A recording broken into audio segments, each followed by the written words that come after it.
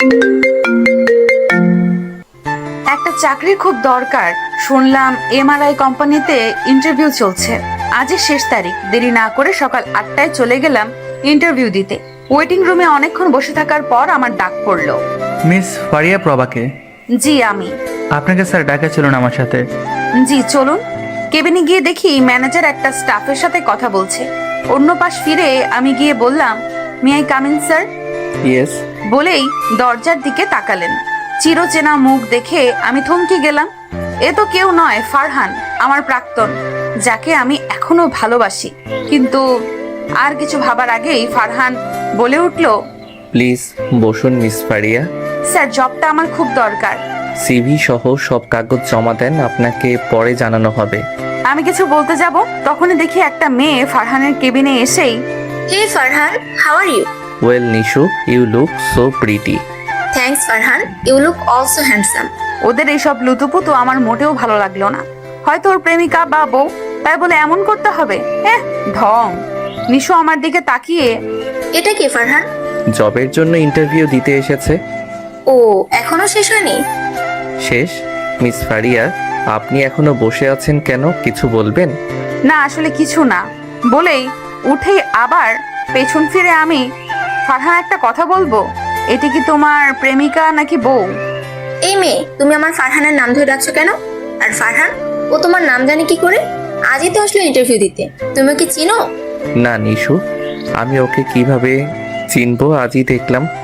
Sorry বলেই বেরিয়ে গেলাম কেবিন থেকে। নিশু যাও, এই ফাইলটাগুলো ঠিক আছে কিনা দেখো গিয়ে। Yeah sure.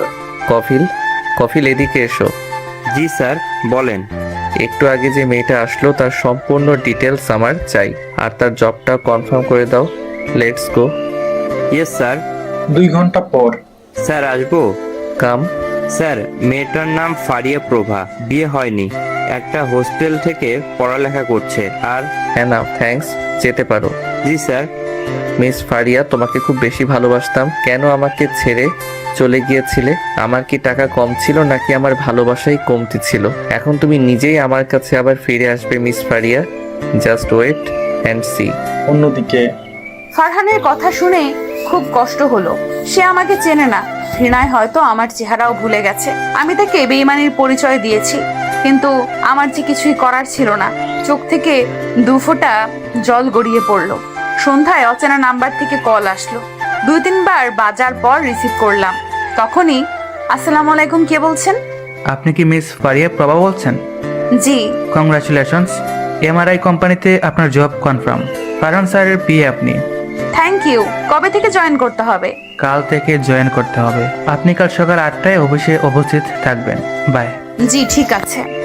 জবটা পেয়ে খুব আনন্দ লাগছে, কিন্তু ফারহানকে প্রতিদিন দেখলে তো তার মায়ায় পড়ে যাব। জবটা ছেড়ে দেওয়াটাও পসিবল না। আচ্ছা, ফারহান কি তার বউকে খুব ভালোবাসে? আমাকে কি সত্যি ভুলে গেছে, নাকি নতুন করে আর আমাদের মাঝে কোনো সম্পর্ক তৈরি করতে চায় না? সত্যিটা বলে যদি ওর কাছে ক্ষমা চাই, আমাকে ক্ষমা করবে তো? এসব ভাবতে ভাবতে ঘুমিয়ে গেলাম। ঘুম ভাঙলো সকাল 7:30টায়। তাড়াতাড়ি উঠে ফ্রেশ হয়ে নাস্তা না করেই একটা শাড়ি পরে বের হলাম। রাস্তায় জ্যাম পড়ায় 10 মিনিট লেট হয়ে গেছে। উফ, আজকে প্রথম দিনই মনে হয় জব চলে যাবে। ভাবতে ভাবতে অফিসে চলে এলাম। অফিসে ঢোকার সাথে সাথে একটা লোক এসে বলে, হাই, আমি কফিল। তুমি ফারিয়া রাইট? এত লেট করে আসছো কেন? আসো, স্যার তোমাকে ডাকে ভিতরে। চলুন বলে কফিলের পেছনে যেতে লাগলাম। খুব ভয় করছে যদি জবটা চলে যায়। কেবিনে গিয়ে কফিল বলল, আসবো sir. Yes come. Sir, miss Faria আসছেন। প্রথম দিনই 10 মিনিট লেট, বাকি দিনগুলো তো পড়েই আছে। এভাবে চললে জব করা যাবে না মিস ফারিয়া। কফিল তুমি যাও এখন। জি স্যার। মিস ফারিয়া বসুন আপনি। জি স্যার, থ্যাঙ্কস বলে বসলাম। নিশু কিছু না বলেই ফারহানের কেবিনে ঢুকে বলল, good morning Farhan. Morning Nishu. Farhan, ওর কি জব কনফার্ম হয়ে গেছে? নিশু, ও আজ থেকে আমার পিএ। হোয়াট ফারহান, তাহলে আমি কি? আমার পোস্ট আমি ছেড়ে দিব না, তুমি ওকে অন্য জায়গায় পোস্ট করো। বস কে, আমি না তুমি? আমি যা বলছি শুনেছ না? নাও গো। নিশু রেগে চলে গেল কেবিন থেকে। মিস ফারিয়া, ফাইলগুলো কমপ্লিট করে দিন। জি স্যার বলে ফাইল নিয়ে উঠে কেবিন থেকে বের হব তখনই, আপনাকে আমি কোথাও যেতে বলেছি? আমার সামনে বসে সব ফাইল চেক করুন। কিন্তু স্যার, কোনো কিন্তু নয়, এখানে বসেই কাজ করুন। ওকে, আজ 1 বছর পর তোমায় এত কাছে পেলাম। দূরে দূরে থাকতে দেই কি করে মাইজান? আমি ফাইলগুলো দেখছিলাম, তখন দেখি তেলাপোকাটা মনে সুখে ফোন টিপছে আর মুচকি মুচকি হাসছে। মাঝে মাঝে আমার দিকে তাকিয়ে তাকিয়ে দেখছে। মনে হয় মোবাইলে কোনো মাইয়ার লগে ইটিস পিটিস করে। শালা বান্দর, তুমি হয়তো আমার কথা ভুলেই গেছো। আমি যে অসম্পূর্ণতায় ভুগছি, তোমার কাছে থাকাটা পসিবল ছিল না আমার। এসব ভাবছি আর তার মায়া ভরা চোখের দিকে তাকিয়ে আছি। তখনই ফারহান বলে উঠলো, আমি এতটাও সুন্দর না যে আমার দিকে এভাবে তাকিয়ে থাকতে হবে। সুন্দর হলে কেউ আমাকে ছেড়ে চলে যেত না। ফারহান বিশ্বাস করো, বেঈমানকে বিশ্বাস করা যায় না। যারা টাকাকে ভালোবাসে, অন্যের অনুভূতির কোনো মূল্য দেয় না। সত্যি বলছি আমি। আমার জন্য কফি নিয়ে আসুন। আমি কেন কফি আনতে যাব? কারণ আপনি আমার পিয়ে। আমি যা বলবো তা শুনতে হবে। Let's go. ওকে বলে বিরক্ত নিয়ে কেবিন থেকে বের হতেই একটা লোকের সাথে ধাক্কা খেয়ে নিচে পড়ে গেলাম। সাথে সাথে এই লোকটাকে ইতর, বিলাই, গাধা, প্লাস্টিক, চোখে দেখেন না উগান্ডা থেকে আমদানি হয়েছে মনে হয়, বলে উঠতে যাব। তখনই লোকটা হাত বাড়িয়ে দিল। আমি তার হাত ধরে উঠবো, তখনই ফারহান এসে আমাকে আমার হাত ধরে উঠিয়ে দিল আর বলল, আমি ডাকা ছাড়া আমার কেবিনে আসবেন না, ওকে?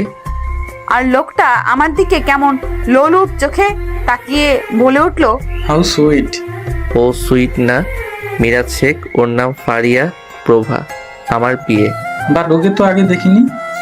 আমার নিউ পিয়ে। চলুন ভিতরে। আর মিস ফারিয়া, আপনাকে কাজ দিয়েছি, এখানে দাঁড়িয়ে আমাদের কথা শুনতে বলিনি। নিজের কাজ করুন। Let's go. ওকে স্যার বলেই লোকটার দিকে এগিয়ে যাই। সেটা দেখে ফারহান রাগী চোখে আমার দিকে তাকিয়ে আছে। আমিও ফারহানকে রাগানোর জন্য লোকটার কাছে গিয়ে বললাম, হাই, আমি ফারিয়া প্রভা। হ্যালো, আমি মিরাজ শেখ। ধাক্কা দেওয়ার জন্য আই এম সরি, আমি দেখতে পাইনি। ইটস ওকে বলেই চলে গেলাম কফি বানাতে। সেখানে গিয়ে মিরাজ বেটাকে বিড়বিড় করে গালি দিচ্ছিলাম। শালা উগান্ডা, চোখে দেখে না মেয়েদের গায়ের উপর পড়ে লুচু কোথাকার। আসছে আবার সরি বলতে। আই এম টলি, আমাকে দেখতে পাইনি। গাল বাঁকা করে বললাম। তখনই পেছন থেকে কে যেন বলে উঠলো, বাহ, একদিনে তো ভালোই হাত করে নিয়েছো ফারহানকে। শুনে পেছন ফিরে দেখি নিশু পেতনিটা দাঁড়িয়ে আছে। তাকে দেখে আমার রাগ উঠে গেল। ও আপনি কি করছেন এখানে? তাকে তোমাকে বলতে হবে নাকি? বলতে হবে। এই মেয়ে, একদিন হলো অফিসে জয়েন করেছো, তোমাকে কেন আমি কৈফিয়ত দিতে যাব? তুমি জানো আমি কি? আমি ফারহানের পিয়ে। কি বললেন? পিএ? সেটা তো ছিলেন, আজ থেকে আমি ফারহানের পিএ। আর অফিস টাইমে কাজ ফেলে এদিক সেদিক ঘোরাফেরা করছেন কেন? যান, নিজের কাজ করুন। তোমার চাকরি তো কেড়ে নিবই আমি, আর তোমাকেও দেখে নিব। আমার কাছে এসে মুখের উপর আঙুল তুলে, আঙুল নাবিয়ে কথা বলুন। মিস নিশু ওরফে ময়দা পেতনি। এই মেয়ে, কি বললে তুমি আমাকে? তো আমি বলেই মুখ বাঁকা করে চলে গেল। আর আমি ওর হিংসা দেখে মিটমিট করে হাসতে লাগলাম। 1 ঘন্টা পর ফারহানের কেবিনের দিকে যেতেই দেখি মিরাজ শেখ ফোনে কথা বলতে বলতে কেবিন থেকে বের হচ্ছে। আমি কিছু না বলেই চলে যেতে নিলে আমার হাত ধরে টান দেয়, আর আমি সাথে সাথে হাত ছেড়ে দিয়ে বলে উঠলাম, এটা কোন ধরনের অসভ্যতামি? কুল বেবি, এত রেগে যাওয়ার কি আছে? তোমার মতো এত সফট মেয়েকে যে কেউ শুতে চাইবে? আর তোমার কোমর যে। বলেই আমার কোমরে হাত দিয়ে দিল, আর আমি সাথে সাথে একটা থাপ্পড় মারলাম। হোয়াট দ্য হেল, তোর সাহস কি করে হয় আমাকে থাপ্পড় মারার? বলেই আমাকে থাপ্পড় মারতে আসলে কে যেন হাতটা ধরে ফেলে। তাকিয়ে দেখি ফারহান। কি হয়েছে মিস্টার মিরাজ শেখ? ওর গায়ে হাত তুলছেন কেন? তুমি জানো ফারহান ওই 2 টাকার মেয়ে আমাকে থাপ্পড় মেরেছে। ওর সাহস কি করে হয় আমার গায়ে হাত তোলার? কি হয়েছে মিস ফারিয়া? ওনাকে থাপ্পড় মেরেছেন কেন? স্যার, উনি আমার শরীরে আর কিছু বলার আগেই নিশু পেতনিটা এসে বলে, আরে ফারহান, এইসব 2 টাকার মেয়ে আর কি পারে? মিরাজ শেখ যাচ্ছিলেন, মিস ফারিয়া এসে ওনার সাথে নিজের ইচ্ছায় ধাক্কা দিয়ে নিচে পড়ে যায়, আর মিরাজ শেখ উঠিয়ে দিলে ওনাকে থাপ্পড় মারে। জানো না এইসব মেয়ে কোনো টাকাওয়ালা ছেলেকে দেখলেই তো নিজের ইচ্ছা গায়ে পড়ে। ছোট লোক কোথাকার। বলেই মুখ বাঁকা করে ফেলে। ফারহান নিশুর কথা শোনার পরপরই আমাকে একটা থাপ্পড় মারে। আমি গালে হাত দিয়ে ভাবছি, মানুষ কিভাবে এত মিথ্যা বলতে পারে। ফারহানের তো আমার কথাটা একবার শোনার দরকার ছিল। চোখের পানি চিকচিক করছে। তা দেখে নিশু বলে, এসব ন্যাকাকান্না করো না তো, তোমাদের মতো মেয়েদের চেনা আছে ঢং। মিরাজ শেখ, ওর হয়ে আমি ক্ষমা চেয়ে নিচ্ছি। সরি, কিছু মনে করবেন না। It's okay. চলুন আপনাকে এগিয়ে দিয়ে আসি। বলেই ফারহান আর মিরাজ শেখ চলে গেল। আমি বোকার মতো তখনও দাঁড়িয়ে আছি। কি থেকে কি হয়ে গেল? অফিসের সব স্টাফ আমার দিকে তাকিয়ে আছে, আর নিশু আমার কাছে এসে বলে, তোমাকে বলেছিলাম না তোমার চাকরি আমি কেড়ে নিব। সবে তো শুরু। ফারহানকে হ্যাক করা এতটাও সোজা না মিস ফারিয়া। বলেই শয়তানি হাসি দিয়ে বলে ওঠে, এইখানে কি সিনেমা চলছে? সবাই এইভাবে তাকিয়ে আছো কেন? যাও নিজের কাজে যাও। সবাই চলে গেল, সাথে নিশু। আমি দৌড়ে আমার ওয়াশরুমে গিয়ে কান্না করতে লাগলাম। কেন আমার কথা একবার শুনলে না ফারহান? একবার তো আমাকেও জিজ্ঞেস করে জানতে পারতে। এসব ভাবছি আর কান্না করতেছি। ওয়াশরুম থেকে ফ্রেশ হয়ে কেবিনের দিকে যেতেই একটা মেয়ে বলে উঠলো, হাই, আমি তিশা। হাত বাড়িয়ে দিয়ে, হ্যালো, আমি ফারিয়া। তুমি স্যারের নতুন পি, তাই না? হুম। তুমি মন খারাপ করো না। ওই নিশু ভূতনির কথা শুন। আমি জানি নিশু মিথ্যা বলেছে, আর মিরাজ শেখ লোকটা খুব বাজে। মেয়েদের শরীরে হাত দেয় শুধু। আর নিশু তোমাকে অপমান করার জন্য ওইসব মিথ্যে কথা বলেছে। আমি সব দেখেছি। আমার কোনো দোষ ছিল না, সত্যি। আরে আরে, কান্না করছো কেন? ওই নিশুটা এমনই, মানুষকে অপমান করে শুধু। আর তুমি এখন স্যারের বিয়ে না, এখন নিশু হিংসে জ্বলে পুড়ে মরবে। শুধু তোমার উপর প্রতিশোধ নিতে চাইবে। সাবধানে থেকো তুমি। আর শুনো, আজ থেকে চাইলে তুমি আমার সাথে সব শেয়ার করতে পারো, বন্ধু ভেবে। বলেই আমার চোখের পানি মুছে দিল। ওকে, আমি নিশুর এই অপমানের প্রতিশোধ নিয়েই ছাড়বো। এখন চলো, যা যাক। নিশু আবার এখানে একসাথে দেখলে গন্ডগোল পাকিয়ে দিবে। আর একদম কান্না করবে না। তুমি খুব মিষ্টি দেখতে, কান্না করলে ভূতের মতো লাগে। বলেই হেসে দিল। আমিও হেসে দিলাম। আমি আর তিশা দুজনে একসাথে দুপুরে খাবার খেলাম। সন্ধ্যায় অফিস ছুটি হওয়ার পর দুজনে একসাথে বের হলাম। আমি হোস্টেলে চলে গেলাম আর নিশু ওর বাসায় চলে গেল। সকালে ঘুম ভাঙলো ফোনের রিং শুনে। ঘুম ঘুম চোখে ফোন হাতে নিয়ে দেখি তিশা কল দিছে। কল রিসিভ করে হ্যালো বললাম। মহারানী কি এখনো ঘুমাচ্ছেন? কয়টা বাজে? মহারানী, আপনি টাইম দেখেন তো কয়টা বাজে। আরে তিশু, এখন তো মাত্র 7:10 হলো। আপনি 10 মিনিটে রেডি হয়ে নিচে আসুন। আমি নিচে আছি।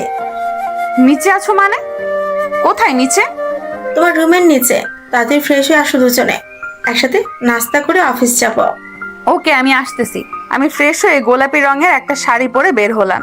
নিচে গিয়ে দেখি তিশা ফোনে কাকে যেন বলছে। দেখো, আমি তোমার সাথে কোনো কথা বলতে চাই না। আমি তোমাকে ভালোবাসতে পারবো না। প্লিজ আর কখনো কল দিবে না। আমাকে দেখে ভেবা চাকা খেয়ে কল কেটে দিল আর বলল, আরে আরে, তুমি চলে এসেছো? কার সাথে কথা বলা হচ্ছে শুনি? আরে তেমন কিছু না, বলবো তোমাকে। বাই দ্য ওয়ে, তোমাকে কিন্তু অনেক সুন্দর লাগছে। তাই নাকি?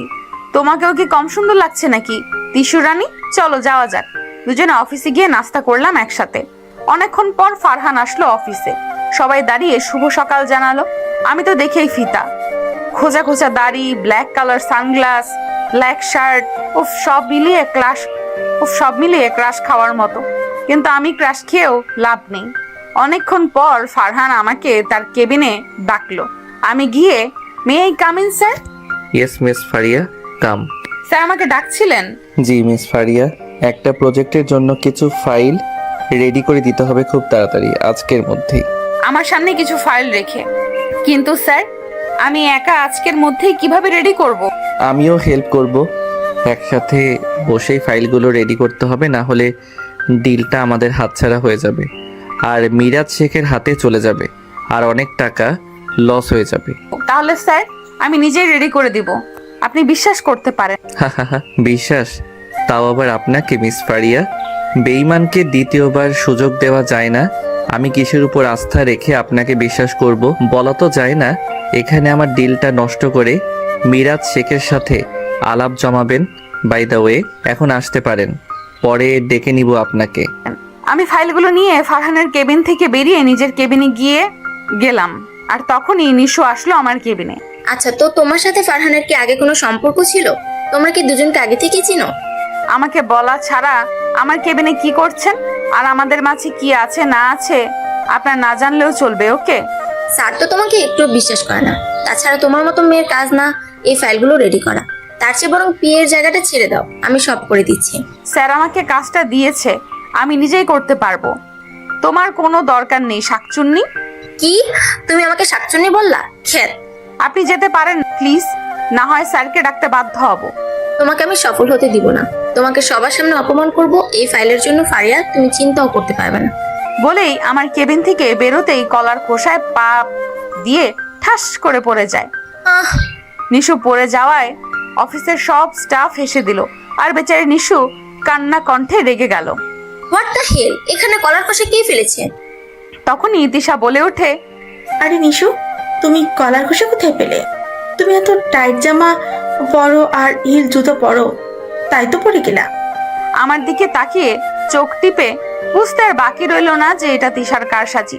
আমিও তিশার সাথে মিলে বলতে লাগলাম, আরে হ্যাঁ নিশু, তুমি কি এই বয়সে চোখে কম দেখো নাকি?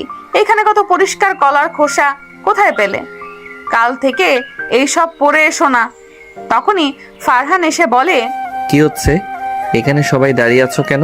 আর নিশু, তুমি এখানে বসে আছো কেন? যাও কাজ করো। ফারহান, আমাকে উঠাও না, আমি পড়ে পায়ে ব্যথা পেয়েছি, তাই উঠতে পারছি না। ফারহান হাত দিয়ে উঠাতে যাবে, তখনই তিশা এসে বলে, স্যার আমি তুলে দিচ্ছি, বলেই একটানে নিশুকে উঠিয়ে দিল। এই মেয়ে, তোমাকে উঠাতে বলেছি নাকি? আরে আমরা থাকতে স্যার কেন কষ্ট করবে? আর তুমি তো দেখি ঠিকই আছো। বলার সাথে সাথেই নিশু পায়ে হাত দিয়ে উফ, কি ব্যথা পায়ে। বলেই পা ধরে ন্যাকা কান্না করতে লাগলো আর বলল, ফারহান, আমাকে কোলে করে একটু কেবিনে দিয়ে আসবি প্লিজ। Yeah sure. বলেই কোলে উঠাতে নিলেই আমি বললাম, স্যার আমি আর তিশা মিলে নিয়ে যাচ্ছি, আপাকে কষ্ট করতে হবে না।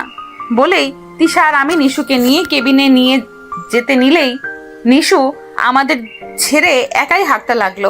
আমি আর তিশা হেসে দিলাম, আর ফারহান বোকার মতো তাকিয়ে আছে নিশুর যাওয়ার দিকে। বুঝলে নিশু, কিছু মানুষ আছে শুধু মেয়ের ছোঁয়ার চেষ্টা করে, সুযোগ পেলেই মেয়েদের কোলে নেওয়ার চেষ্টায় থাকে। আরে আজব, কেউ বললো আর তাকে কোলে নিতে হবে? বলেই চলে যেতে নিলে ফারহান আমার হাত ধরে ফেলে আর বলে, কি বললে তুমি? আমি মেয়েদের ছোঁয়ার চেষ্টা করি আর কোলে নেই, তাই না? আরে স্যার, আপনি এত রেগে যাচ্ছেন কেন? আমি আপনাকে কিছু বলেছি নাকি? দাঁড়াও, দেখাচ্ছি।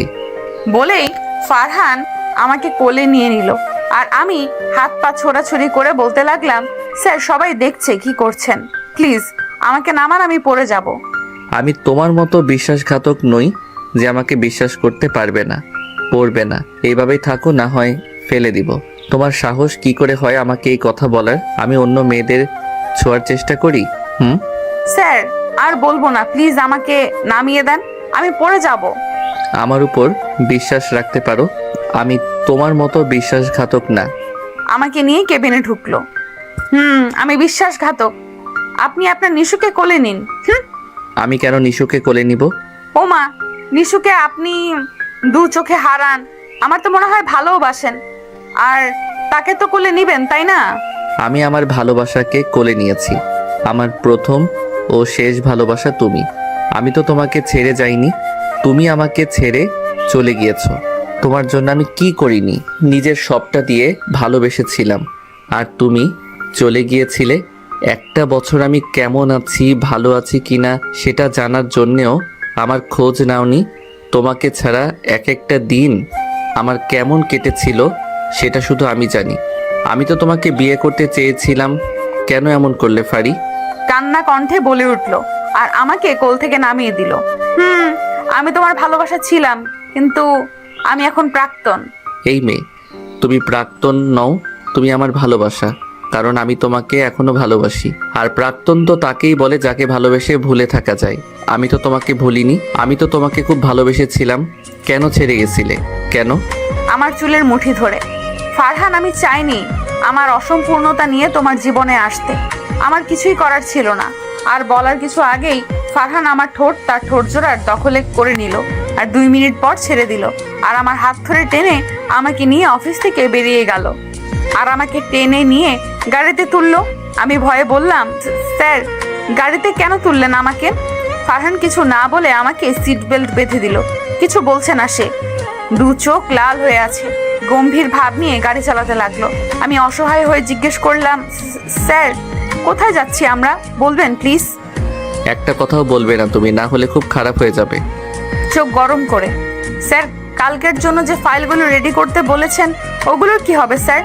ফারহান কিছু না বলে কাকে যেন কল দিল আর বলল, হ্যালো কফিল, মিস ফারিয়ার কেবিনে কিছু ফাইল আছে, আজকের মধ্যেই ফাইলগুলো রেডি হওয়া চাই, যাতে কোনো ভুল না হয়। আর আমি আজকে আর অফিসে যাব না, সব যেন ঠিক থাকে। ওকে নাও বাই। ফারহান কল কেটে নিশ্চুপভাবে গাড়ি চালাতে লাগলো। স্যার আমরা কোথায় যাচ্ছি? আর আজকে অফিসে যাবেন না কেন স্যার? প্লিজ, আমি হোস্টেলে যাব, প্লিজ স্যার। আর একটা কথা বললে তোমাকে এখনই চলতি গাড়ি থেকে ফেলে দিব। Just shut up. আমি ভয়ে আর কোনো কথা বললাম না। কিছু দূর যাওয়ার পর একটা বাসার সামনে গাড়ি থামালো ফারহান আর আমাকে টেনে গাড়ি থেকে নামালো। গাড়ি থেকে নেমে দেখি বড় বড় করে লেখা কাজী অফিস। এটা দেখে আমার কলিজা শুকিয়ে গেল আর চোখ বড় বড় করে ফারহানের দিকে তাকালাম। এখন নিশ্চয়ই বুঝতে পারছো তোমাকে কোথায় নিয়ে এসেছি। স্যার আমাকে এখানে কেন নিয়ে এসেছেন? ও গড মিস ফারিয়া, আপনি জানেন না কাজী অফিসে মানুষ কেন আসে? স্যার প্লিজ এমনটা করবেন না, আমি আপনাকে বিয়ে করতে পারবো না। মিস ফারিয়া, তোমার জন্য একটা বছর আমি অনেক কষ্ট পেয়েছি। তুমি কি ভাবছো এখন তুমি পার পেয়ে যাবে? তোমার জীবন নরক করে দিব আমি। স্যার আমি আর কখনো আপনার সামনে আসবো না আজকের পর থেকে। আমার ছায়াও দেখবেন না, আপনি প্লিজ এমন করবেন না। ফারহান কোনো উত্তর না দিয়ে আমাকে টেনে ভেতরে নিয়ে যায় আর জোর করে আমাকে বিয়ে করে নেয়। এটা সবটা আমার কাছে যেন স্বপ্ন, ঘুম ভাঙলেই সব ঠিক আগের মতো হয়ে যাবে। গাড়ি নিজ গতিতে চলছে, আমি রোবটের মতো গাড়িতে বসে আছি আর ভাবছি 1 বছর আগের কথা। সেদিন ছিল আমার খালাতো ভাই তানভীরের বিয়ে। আমি কখনো শাড়ি পরিনি, শখ করেই সেদিন প্রথম পরেছিলাম। ইউটিউব দেখে দেখে শাড়ি পরে বের হলাম, সবার সাথে আড্ডা দিলাম। এক এক করে সবাই হলুদ দিল ভাইয়াকে। আমি শাড়ি সামলাতে না পেরে উপরে যাচ্ছিলাম শাড়ি চেঞ্জ করতে। অন্ধকারে সিঁড়ি দিয়ে ওঠার সময় ধাক্কা খেয়ে পড়ে যেতে নিলেই কেউ ধরে ফেলে। আমি চোখ বন্ধ করে চোর বলে চিৎকার দিতেই লোকটি আমার মুখ চেপে ধরে আর বলে, এই চুপ চুপ, প্লিজ চিৎকার করবেন না, আমি ফারহান, তানভীরের বন্ধু। মোবাইলের ফ্ল্যাশ জ্বালিয়ে ওনার মুখের উপর ধরে বলেই মুখ থেকে হাত ছেড়ে দিল। ও গড, বাঁচলাম। কিন্তু আপনি এখানে কি করছেন? না আসলে আমি ছাদে গিয়েছিলাম বাতাস খেতে। ছি, কি গন্ধ সিগারেটের, ইয়াক। আপনি সিগারেট খেতে গেছিলেন ছাদে, তাই না? না মানে জি। এখন আমি সবাইকে বলবো আপনি সিগারেট খান। আরে আপনি তো অনেক কিউট একটা পিক তুলি। বলেই ফারহান ফারিয়ার একটা ছবি তুলে নিল আর তাকে দেখিয়ে বলল, অনেক কিউট না? আমি তাকিয়ে দেখি আমার পেট থেকে শাড়িটা একটুখানি সরে গিয়েছে। তাড়াতাড়ি শাড়িটা ঠিক করে নিলাম। এখন যদি তুমি সবাইকে বলো আমি সিগারেট খাই, তাহলে এই ছবি আমি সবাইকে দেখাবো। আমি কাউকে বলবো না আপনি সিগারেট খান, প্লিজ এটা ডিলিট করে দিন না। বুঝবো কিভাবে তুমি সত্যি বলছো? এখন থাক, পরে না হয় ডিলিট করে দিব। বলে শয়তানি হাসি দিয়ে চলে গেল। আমি মনে মনে গালি দিতে দিতে উপরে গিয়ে শাড়ি চেঞ্জ করে একটা প্লাজো আর শার্ট পরে ঘুমিয়ে গেলাম। সকালে আম্মুর ডাকে ঘুম ভাঙে। ফারিয়া, এই ফারিয়া ওঠ, কয়টা বাজে খেয়াল আছে? ওঠ। আম্মু আরেকটু ঘুমাই না। এটা কি আমাদের বাসা নাকি যে এত লেট করে ঘুম থেকে উঠবি? সবাই রেডি হয়ে গেছে, তোর ভাইয়া রেডি হয়ে যাচ্ছে, তোকে রেডি হতে বলেছে, বউ আনতে যাবে, চল উঠ।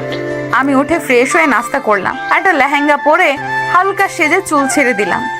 চুড়ি পরতে পরতে নিচে যাচ্ছি, এমন সময় একটা ধাক্কা খেলাম আর চুড়িগুলো পড়ে গেল। রাগে চোখে তাকিয়ে দেখি ফারহান। ফারহানকে দেখে রাগ আরো বেশি উঠে গেল। আচ্ছা, সব সময় ধাক্কা আমার সাথেই কেন খেতে হবে আপনার, বলুন তো? চোখে দেখেন না আপনি? চোখ কি হাতে নিয়ে হাঁটেন যত সব? ফারহান আমার দিকে তখনও ড্যাব ড্যাব করে তাকিয়ে আছে। আমি ওর চোখের সামনে তুড়ি বাজিয়ে বললাম, ও হ্যালো, আপনাকেই বলছি, কানে শুনতে পান না নাকি? ফারহান কিছু না বলে চুড়িগুলো তুলে আমার হাত ধরে পরিয়ে দিল আর বলল, সারা জীবন চুরি পরানোর দায়িত্ব দিবে আমাকে? কি বললেন আপনি? মানে আপনার নামটাই তো জানা হলো না, নামটা যদি বলতেন। আমার নাম ফারিয়া প্রভা। বাহ, অনেক সুন্দর নাম, ঠিক তোমার মতো। বলেই গাড়িতে উঠলাম। এক এক করে আমি উঠে বসলাম আর কোথা থেকে ফারহান এসে আমার সাথে বসলো। আরে আরে, আপনি কি করছেন? আপনি কই, কি করলাম আমি? আপনি আমার পাশে কেন বসলেন? আর কোথাও তো জায়গা নেই বসার, তাছাড়া আমার ভালো লেগেছে। বসেছি, তোমার কি তাতে? নাকি আমার মতো স্মার্ট একটা ছেলে পাশে বসাতে অস্বস্তি হচ্ছে? আমি বলে অন্য পাশ ফিরে তাকিয়ে আছি আর ফারহান বসে বসে ফোন টিপছে। সবাই ওই বাসায় গিয়ে পরিচিত হলো, সবাই আড্ডা দিচ্ছে। এমন সময় চোখ গেল ফারহানের দিকে, দেখেই তাকিয়ে আছি, খুব মায়াবী লাগছে। ভাইয়ের সাথে কথা বলছে আর আমি তাকিয়ে আছি। তখনই কে যেন বলে, হাই, আমি নৌসিন খান। হ্যালো, আমি ফারিয়া। আপনাকে কিন্তু দারুণ লাগছে। থ্যাঙ্কস। ওয়েলকাম। একটু সোজা হয়ে দাঁড়ান। কেন? কিছু না বলে আমার কপালে হাত দিয়ে টিপটা ঠিক করে দিল। আসলে টিপটা বাঁকা হয়ে গেছে আপনার। থ্যাঙ্কস। নওশিনের সাথে কথা বলতেছি হেসে হেসে। এমন সময় দেখি ফারহান আমার দিকে কেমন করে তাকিয়ে আছে। আমি তা দেখে আরো বেশি করে হেসে কথা বলতে লাগলাম নওশিনের সাথে। আচ্ছা, আমি কি আপনার নাম্বারটা পেতে পারি? আর কিছু বলার আগেই ফারহান বলে ওঠে, ব্রো, ও তো ফোন ইউজ করে না, তাই না বউ? ওইদিকে চলো তো বউ, তোমার সাথে কথা আছে। ফারহানের মুখে বউ ডাক শুনে আমি স্তব্ধ হয়ে গেছি। কি বলে ও? আরে কি বলছেন এসব? আমি কেন আপনার বউ? আর কিছু বলার আগেই আমাকে টেনে নিয়ে গেল একটা দেওয়ালের সাথে, হাত চেপে ধরে বলে, ওই ছেলের সাথে কিসের এত কথা তোমার? হাত ছাড়ুন, আমি আপনার বউ হতে যাব কেন? আর কার সাথে কি বলবো? এটা আমার ইচ্ছা, আপনার কি? আমার সব। তুমি কোন ছেলের সাথে কথা বলতে পারবে না, এটাই শেষ কথা। 1000 বার বলবো। আপনি কে বাধা দেওয়ার? বললে আমার থেকে খারাপ কেউ হবে না। আর টিপ পড়ার দরকার নেই। নেক্সট টাইম টিপ পড়লে আমাকে জিজ্ঞেস করবে ঠিক হয়েছে কিনা, ওকে? বইয়েই গেছে আপনাকে জিজ্ঞেস করতে। আমার এই কথাটি বলে চলে যেতে নিলেই ফারহান ফারিয়ার কোমর ধরে টেনে আবার দেয়ালের সাথে চেপে ধরে আর ফারিয়ার মুখের উপর তার মুখটা নিয়ে আসে। ফারিয়ার সাথে সাথে চোখ বন্ধ করে ফেলে। যেটা করতে চাইছি, বেশি বাড়াবাড়ি করলে কিন্তু রেহাই পাবে না। বলেই চলে গেল আর আমি বোকার মতো দাঁড়িয়ে আছি। শালা গরু ইতর টিকটিকি, আমি কি করব না করব তোকে জিজ্ঞেস করতে হবে, লুচু একটা, বলে গালি দিতে লাগলাম মনে মনে। ভাইয়ের বিয়ে সম্পূর্ণ হলো, বউ নিয়ে সবাই বাসায় চলে গেল। রাতে সবাই বসে আড্ডা দিচ্ছে। খেয়াল করলাম ফারহান নেই। ওকে না দেখতে পেয়ে কেমন জানি হচ্ছিল, এদিক ওদিক করছিলাম। পেছন থেকে এসে ফারহান বলে উঠলো, কাউকে কি খুঁজছো তুমি? খুঁজবো আমি? আমি কিন্তু জানি কাকে খুঁজছো। এখানে তো সবাই আছে, আমি ছিলাম না? আমি ভুল না বললে সত্যি আমাকেই খুঁজছো? হ্যাঁ, আপনাকে খুঁজতে আমার বইয়েই গেছে। তোমার চোখ বলছে তুমি আমাকেই খুঁজছো মিস ফারিয়া। আমি কিছু না বলে সবার সাথে আড্ডা দিতে লাগলাম। কাজিনরা কিছু চিরকুট লিখতে লাগলো, তাতে অনেক কিছু লেখা আছে। যে চিরকুট নিবে তাতে যা লেখা তা দেখাতে হবে। কাজিনরা এক এক করে শেষ করলো। কেউ গান গাইলো, কেউ পাগলের অভিনয় করলো, তানভীর ভাইয়া ভাবিকে নিয়ে ডান্স করলো। এবার ফারহানের পালা। সে একটা চিরকুট নিল, তাতে লেখা কাউকে প্রপোজ করতে হবে। ফারহান আমার হাত ধরে সবার সামনে নিয়ে গেল আর হাঁটু গেড়ে বসে বলল, তোমাকে প্রথম দেখেই খুব ভালো লেগেছে। হয়তো তোমাকে বলে বোঝাতে পারবো না আমার অনুভূতিগুলো, কিন্তু বিশ্বাস করো, একটা কথাও মিথ্যা না। খুব বেশি ভালো লাগে তোমাকে। তুমি কারোর সাথে কথা বললে খুব খারাপ লাগে। তুমি কি আমাকে তোমার হাতে চুড়ি পরানোর দায়িত্ব দিবে? তোমার কপালের টিপটা ঠিক মাঝ বরাবর বসার সুযোগটা কি দিবে আমাকে? তোমাকে ভালো রাখার দায়িত্ব নিতে চাই, দিবে কি আমাকে একটা সুযোগ? I love you Faria. বলেই আমার হাতে তার হাত থেকে একটা আংটি খুলে পরিয়ে দিল। সবাই হাততালি দিতে লাগলো আর আমি মূর্তির মতো দাঁড়িয়ে আছি তখনও। ফারহান আমার মুখের সামনে এসে বলে, সবাই হেসে দিল আর আমি লজ্জা পেয়ে চলে গেলাম। সেই থেকে আমাদের প্রেম শুরু। খুব ভালোবাসতাম ফারহানকে, ফারহানও পাগলের মতো ভালোবাসতো। আমাদের ব্যাপারটা মোটামুটি অনেকেই জানতো। ফারহানের বোন দীপ্তিও জানতো আমাদের ব্যাপারে। সে ছিল একজন গাইনি ডাক্তার। আমাদের বিয়ে নিয়ে কথা হচ্ছিল দুই ফ্যামিলিতে। এর মাঝে ইদানিং আমার পেটে খুব ব্যথা হতো। প্রথম পাত্তা না দিলেও দিন দিন খুব সিরিয়াস অবস্থা হতে শুরু করে। উপায় না পেয়ে ডাক্তারের কাছে গেলাম। দীপ্তি চেম্বারে গিয়ে চেক আপ করাই। রিপোর্ট হাতে পেয়ে জানতে পারি আমার জরায়ুতে টিউমার হয়েছে। এখন যদি অপারেশন না করাই পরে অনেক বেশি ক্ষতি হয়ে যাবে। উপায় না পেয়ে অপারেশন করাতেই হলো। অপারেশন করার পর দীপ্তি বলে আমি কোনোদিন মা হতে পারবো না। পারবো কিনা তার কোনো গ্যারান্টি নেই। জরায়ু অপারেশনের ফলে আমার মা হওয়ার ক্ষমতা 5% আছে। শুনে কান্না পাচ্ছে খুব। একজন মেয়ের মা না হলে জীবনটাই হয়তো বৃথা। এর মাঝে দীপ্তি আমাকে বলে আমি যেন তার ভাইয়ের জীবন থেকে সরে যাই। তার মা নাকি নাতি নাতনির জন্য অনেক পাগল। আমি যদি বিয়ে করি তাহলে নাকি ফারহানের জীবনটা নষ্ট হয়ে যাবে। সত্যিই তো, যে মেয়ের মা হওয়ার যোগ্যতা থাকে না সমাজে তার কোনো দাম নেই। আমি কখনো ফারহানের বাবা হওয়ার ইচ্ছেই পূরণ করতে পারবো না। আমি যে এক অসম্পূর্ণ নারী। সবকিছু ভেবে ফারহানকে ছেড়ে আমি পালিয়ে চলে আসি বাসা থেকে। বান্ধবীর সাহায্যে একটা হোস্টেল থেকে টিউশনি করে নিজের পড়ার খরচ জোগাড় করি। চাকরিটা খুব বেশি প্রয়োজন ছিল আমার জন্য, তাই কোনো উপায় না পেয়ে ফারহানের অফিসেই চাকরি নিতে হলো। আমি অসম্পূর্ণতার জন্য ওকে ছেড়ে চলে গিয়েছিলাম। আমি চাইনি আমার জন্য ফারহান বাবা হওয়ার ইচ্ছে থেকে দূরে থাকুক। আমি চাইতাম ও সব সময় ভালো থাকুক। কিন্তু আজ কি হয়ে গেল? আমি তো দীপ্তিকে কথা দিয়েছিলাম ফারহানের জীবন থেকে চলে যাব। 1 বছর ফারহানের থেকে দূরে থেকেছি, নিজেকে জীবনকে যন্ত্রণাময় করে তুলেছি, তাও আমার মতো পাপীর ছায়া পড়তে দেইনি। নিয়তি আজকে আবার আমাকে ফারহানের সামনে দাঁড় করিয়ে দিল, বানিয়ে দিল ফারহানের অর্ধাঙ্গিনী। কি জবাব দিব আমি দীপ্তিকে? আমি তো ফারহানকে কখনো বাবা ডাক শোনাতে পারবো না, বাকিটা সবাই জানেন। নামো গাড়ি থেকে। কি হলো? আমার কথা কানে যাচ্ছে না তোমার? ফারহানের কথার ভাবনার জগৎ থেকে বেরিয়ে আসলাম। কোথায় নিয়ে এসেছেন আমাকে স্যার? বিয়ের পর মেয়েরা কোথায় যায় জানো না? আমার বাসায় নিয়ে এসেছি তোমাকে। স্যার আমি হোস্টেলে যাব, আমি এখানে থাকবো না, প্লিজ আমাকে হোস্টেলে দিয়ে আসুন, আমি নামবো না গাড়ি থেকে। তুমি এখানেই থাকবে আমার সাথে। আমার কথার উপরে কোনো কথা বলবে না, আমি পছন্দ করি না। বলেই ফারহান আমাকে কোলে করে ভেতরে নিয়ে গেল। আর বাসায় ঢুকে রহিমা খালা বলে কাকে যেন ডাকলো। তখন একটা মহিলা আসলো, দেখেই বোঝা যাচ্ছে কাজ করে তার বাসায়। তাকে জি স্যার। আমাদের জন্য খাবারের ব্যবস্থা করো। আচ্ছা স্যার। বলে কি ভেবে মুচকি হেসে চলে গেল। আর আমি বলে উঠলাম, স্যার আমাকে প্লিজ নামান, আমি এই বাসায় থাকবো না। চুপ, একদম চুপ। তুমি শরীয়ত মোতাবেক এবং আইন অনুযায়ী আমার বউ, তোমাকে আমার কাছেই থাকতে হবে। মাইন্ডি, আপনি জোর করে আমাকে বিয়ে করেছেন, আমি মানি না এই বিয়ে। আমি ডিভোর্স দিব আপনাকে, চলে যাব এই বাসা থেকে। কি বললে তুমি? আমাকে ডিভোর্স দিবে? আরেকবার এই কথা মুখেও যদি এনেছো তাহলে জিহ্বা কেটে দিব, আর বেশি বাড়াবাড়ি করলে পা কেটে ঘরে রেখে দিব। বলেই আমাকে একটা রুমে নিয়ে খাটে বসিয়ে দিল। আমি এই বাসায় থাকবো না বলে দরজার দিকে পা বাড়ালেই ফারহান আমার হাত চেপে ধরে দেওয়ালের সাথে আর বলে, আমি চাই না তোমার সাথে খারাপ কিছু করতে। এটা আমার বাসা, এখানে আমার কথাই শেষ কথা। এক পাও নড়বে না, এখানেই বসে থাকো আমি না আসা পর্যন্ত। বলে বেরিয়ে গেল বাইরে দরজা লক করে। আর আমি ফুপিয়ে ফুপিয়ে কান্না করতে করতে ঘুমিয়ে গেছি। ঘুম ভাঙে ফারহানের ডাকে। ফারিয়া উঠো, পরে ঘুমাইও, ফ্রেশ হয়ে আসো। আমি কিছু না বলে বসে আছি, কারণ এখানে আমার কোনো জামা কাপড় নেই। কি হলো, যাও। আমার জামা নেই এখানে। তোমার পাশে দেখো অনেক শাড়ি জামা আছে, তোমার যেটা মন চাই পরে নাও। নিচের দিকে তাকিয়ে পাশে তাকিয়ে দেখি অনেকগুলো শপিং ব্যাগ, মনে হচ্ছে একটা দোকান তুলে নিয়ে এসেছে বাসায়। আমি একটা জামা নিলাম হাতে, তখনই ফারহান বলে, আজকে আমাদের বিয়ের প্রথম দিন, শাড়ি পরো।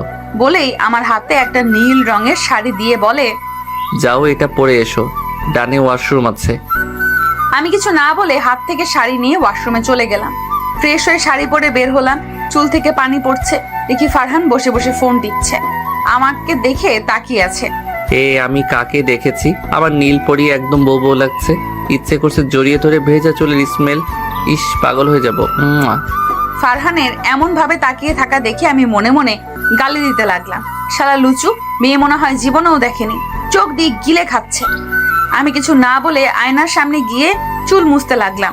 তখনই কেউ পেছন থেকে আমার কোমরে হাত দিয়ে জড়িয়ে ধরে চুলে মুখ গুজে ভেজা চুলের স্মেল নিচ্ছে।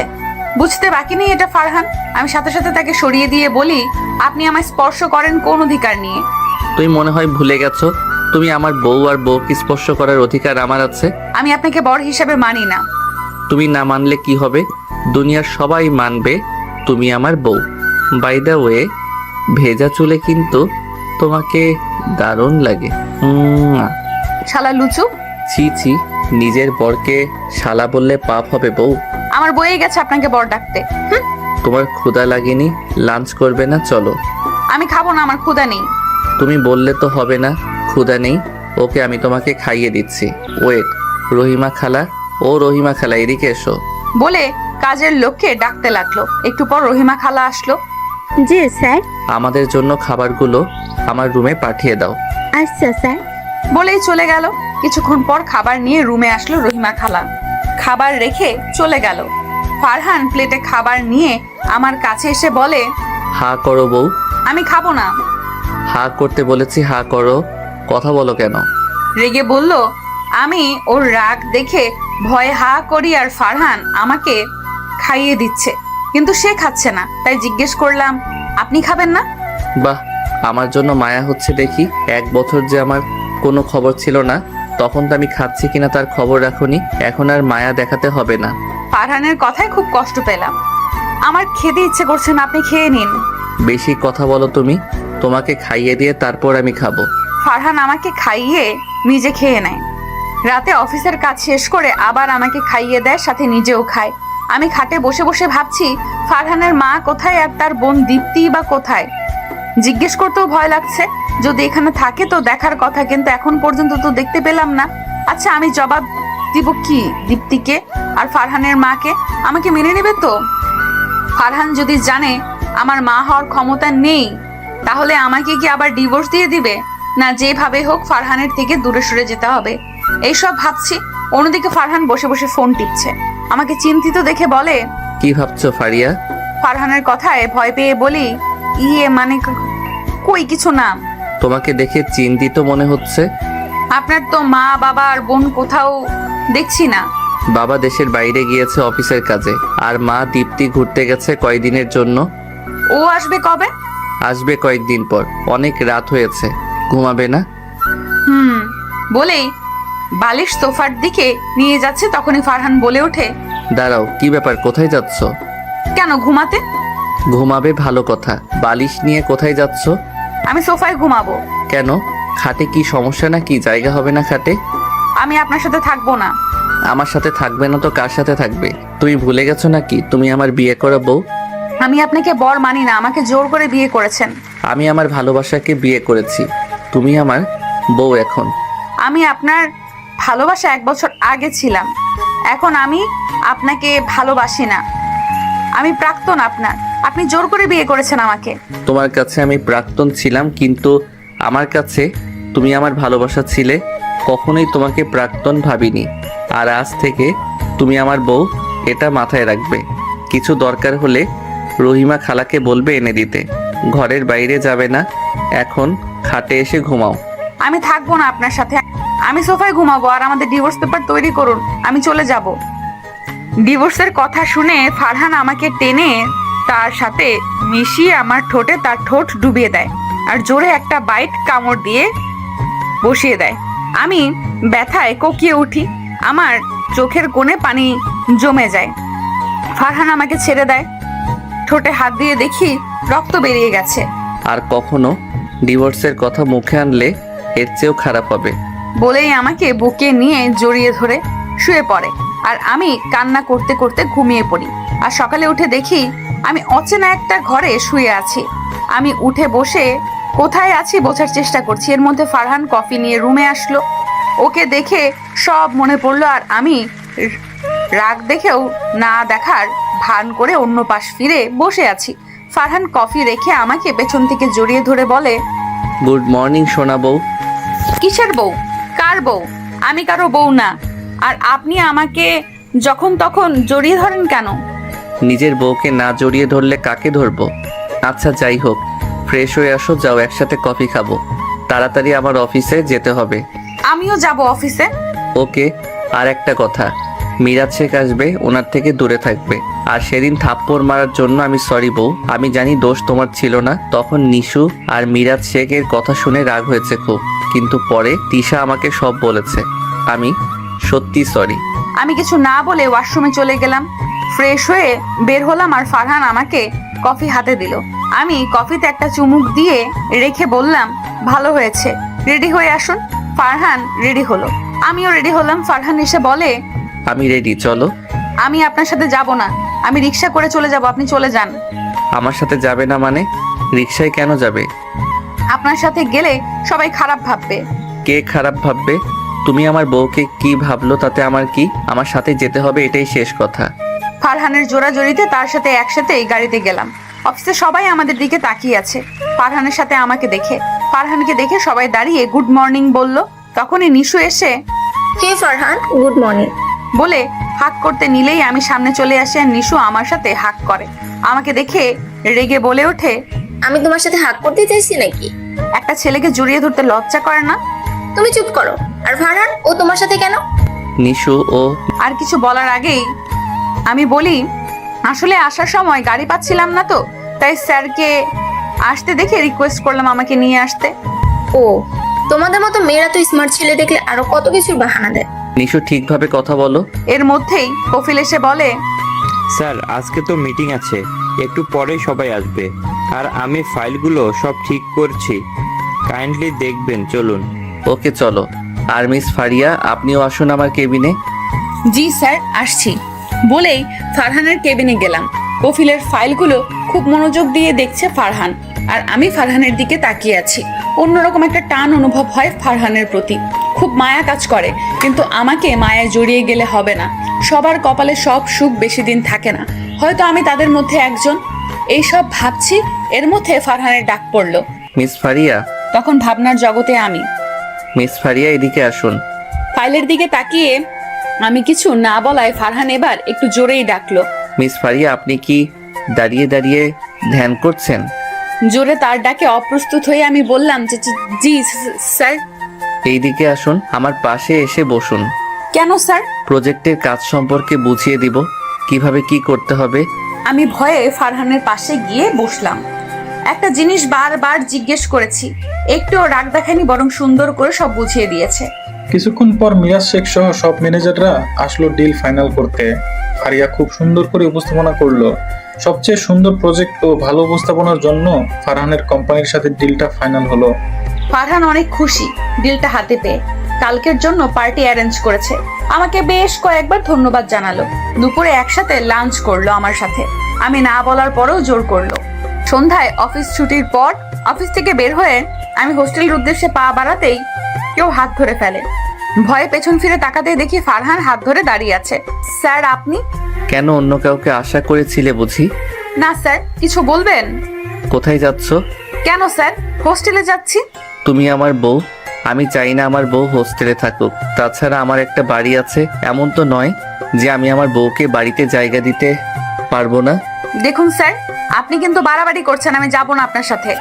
বলেই চলে যেতে নিলে ফারহান বলে, তুমি আমার সাথেই যাবে?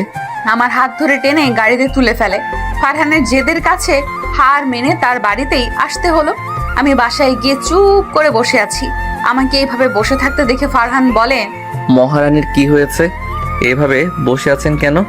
আমি কিছু না বলায় ফারহান আবার বলে, কি হলো, ফ্রেশ হবেন না মহারানী? মন খারাপ করে বসে থাকলে কিন্তু পেঁচার মতো দেখায়। বলেই হেসে দিল।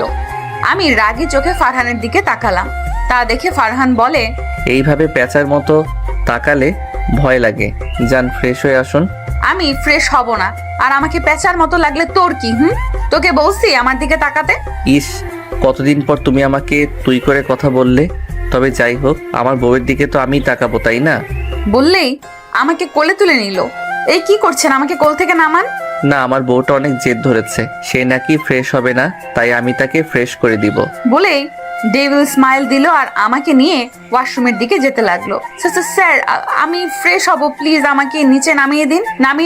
না, আমি ফ্রেশ করিয়ে দিব, তুমি আগে আমার কথা শোনো নাই কেন? স্যার আমি আপনার কথা শুনবো, প্লিজ, আমি নিজেই ফ্রেশ হব। ওকে, তবে একটা শর্ত আছে, তুমি শর্ত মানলে আমি নামিয়ে দিব। কি শর্ত? আমি শুনবো স্যার। সত্যি শুনবে? স্যার প্লিজ নামিয়ে দিন। ওকে, বলছি। বলেই আমাকে কোল থেকে নামিয়ে দিল। স্যার কি শর্ত? আমাকে একটা চুমু দাও। বলেই আমাকে কাছে টেনে নিল। ওকে, আগে চোখ বন্ধ করুন। ওকে, করলাম। বলেই চোখ বন্ধ করে ফেললো। সেই সুযোগে আমি তাকে ধাক্কা দিয়ে ওয়াশরুমের ভেতরে দরজা লক করে দিলাম আর ভেতরে গিয়ে জোরে জোরে হাসতে লাগলাম। ফারহান বলে উঠলো, আমাকে বোকা বানানো, তাই না? সব সুদে আসলে বুঝে নিব পরে। আমি ফ্রেশ হয়ে বের হলাম। ফারহান দেখি ফোনে কথা বলছে কার সাথে। আমাকে দেখে কল কেটে দিল। আমি আর কিচ্ছু বলিনি। রাতে ডিনার শেষ করলাম আজকেও সোফায় ঘুমাতে চাইলে ফারহানের কথায় বাধ্য হয়ে বিছানায় ঘুমাতে আসলাম, আর বারবার নিষেধ করার পরেও ফারহান আমাকে তার বুকে নিয়েই ঘুমালো। সকালে দুজনে নাস্তা করে রেডি হয়ে অফিসে গেলাম। আমি তিশাকে আমাদের ব্যাপারে সব বললাম, তখনই ফারহান আমাকে তার কেবিনে ডাকলো। আমি গিয়ে দেখি নিশু ফারহানের হাত ধরে বসে আছে। ফারহানকে কি যেন দেখাচ্ছে তার ফোনে, তা দেখে আমার খুব রাগ হলো। ইচ্ছে করছে ওই নিশু পেতনির চুল সব ছিঁড়ে ফেলি। আমি বললাম, আসবো স্যার? মিস ফারিয়া আসো। স্যার কেন ডেকেছিলেন? কোনো কাজ আছে? নিশু, তুমি এখন যাও। ওকে ফারহান। বলুন স্যার। তোমাকে নিয়ে একটু শপিং এ যাব এখন, আর আমি বাকি সব কাজ কফিলকে বুঝিয়ে দিয়েছি। স্যার আমার ভালো লাগছে না, আপনি বরং নিশুকে নিয়ে যান। নিশুকে কেন নিয়ে যাব? নিশু আমার বউ না, আমার বউ তুমি। স্যার এটা অফিস, আর এখানে আমি আপনার কর্মচারী। অফিস হোক আর বাসা, তুমি আমার বউ, আমি যা বলবো তাই হবে। প্লিজ স্যার, আমি যাব না, আপনি বরং নিশুকে নিয়ে যান, সে অনেক খুশি হবে। চুপচাপ আমার সাথে এসো, বেশি কথা বললে কোলে করে সবার সামনে থেকে নিয়ে যাব। আপনি যান, আমি আসছি। ফারহান চলে গেল। সে যাওয়ার পর আমিও গেলাম শপিং মলে, দিয়ে আমাকে কিছু জুয়েলারি কিনে দিল, কিছু শাড়ি কিনে দিল। শপিং করে বের হওয়ার সময় ফারহান বলে উঠলো, কি রে তুই এখানে? ফারহান কাকে এই কথাটা বলছে দেখার জন্য পাশ ফিরতেই দেখি দীপ্তি দাঁড়িয়ে আছে, সাথে একটা ছেলে, মনে হয় দীপ্তির হাজবেন্ড। আমি তাকে দেখে ভূত দেখার মতো চমকে গেলাম। কিছু না বলে চলে যেতে নিলেই ফারহান আমার হাত ধরে ফেলে। আরে দাঁড়াও, কোথায় যাচ্ছ? না মানে স্যার। থাক, কিছু বলতে হবে না। আর দীপ্তি, তাসিন, তোমরাও কি শপিং করতে এসেছো? দীপ্তি আমার দিকে তাকিয়ে আছে, কিছু বলছে না। তাই তার হাজবেন্ড তাসিন বলে ওঠে, ভাইয়া, দীপ্তিকে নিয়ে একটু শপিং করতে বের হলাম। আর মেয়েটিকে? আমার দিকে তাকিয়ে কথাটা বলল তাসিন। ফারহান কিছু বলার আগে আমি বলে উঠি, আমি ওনার বাকিটা বলার আগেই ফারহান বলে, ও আমার ওয়াইফ তাসিন। কি বলছো এসব ভাইয়া? ওকে তুমি বিয়ে করেছো? কেন, আমি ওকে বিয়ে করতে পারি না নাকি? ও মেয়ে নয়? ভাইয়া তুমি? আরে তুমি এমন করছো কেন? ভাইয়া হয়তো মজা করছেন, তাই না? আমাকে কি তোমাদের মজার পাত্র মনে হয় তাসিন? কিন্তু কখন বিয়ে করলেন? কই, আমরা তো শুনিনি। সবাইকে সারপ্রাইজ দিব ভেবেছি, তাই বলিনি। Wow, congratulation. Thank you Tasin, চলো আমার বাসায়। আর দীপ্তি, তোরা কখন এলি? মা কেমন আছে? কাল এসেছি। তাই বলিনি বলেই তাসিনের হাত ধরে টেনে নিয়ে গেল। আমি কিচ্ছু বলিনি ওদের কথার মাঝে। আচ্ছা চলো আমরা বাসায় যাই। বলেই আমাকে টেনে গাড়িতে বসিয়ে দিল। সারা পথ আমি একটা কথাও বলিনি, চুপ করেছিলাম। বাসায় গিয়ে ফ্রেশ হয়ে লাঞ্চ করে নিলাম। সারা বাড়ি সাজানো হচ্ছে, সন্ধ্যায় পার্টি অ্যারেঞ্জ করছে ফারহান। পার্টিতে অফিসের সবাইকে ইনভাইট করেছে। খুব সুন্দর করে সারা বাড়ি সাজানো হয়েছে। সন্ধ্যায় একে একে সকল গেস্ট আসা শুরু করে। আমি রুমে একা বসে আছি। তখন ফারহান এসে বলল, কি ব্যাপার, রেডি হচ্ছ না কেন? আমি কেন রেডি হব? অনেক গেস্ট আসবে, তুমি কি এখানে বসে থাকবে নাকি? যাও রেডি হয়ে আসো। আমি কিছু না বলে রেডি হতে গেলাম। রেড কালার একটা লং ড্রেস পরেছি, চুলগুলো ছেড়ে দেওয়া, রেড কালার লিপস্টিক দিয়েছি। আমি রেডি হয়ে বসে আছি। কিছুক্ষণ পর ফারহান আসলো রুমে। কি ব্যাপার, তুমি এখনো রেডি হওনি? বলেই রুমে ঢুকে হা করে তাকিয়ে আছে আমার দিকে। আমিও তাকে দেখে তাকিয়ে আছি। পুরো প্রিন্স লাগছে দেখতে।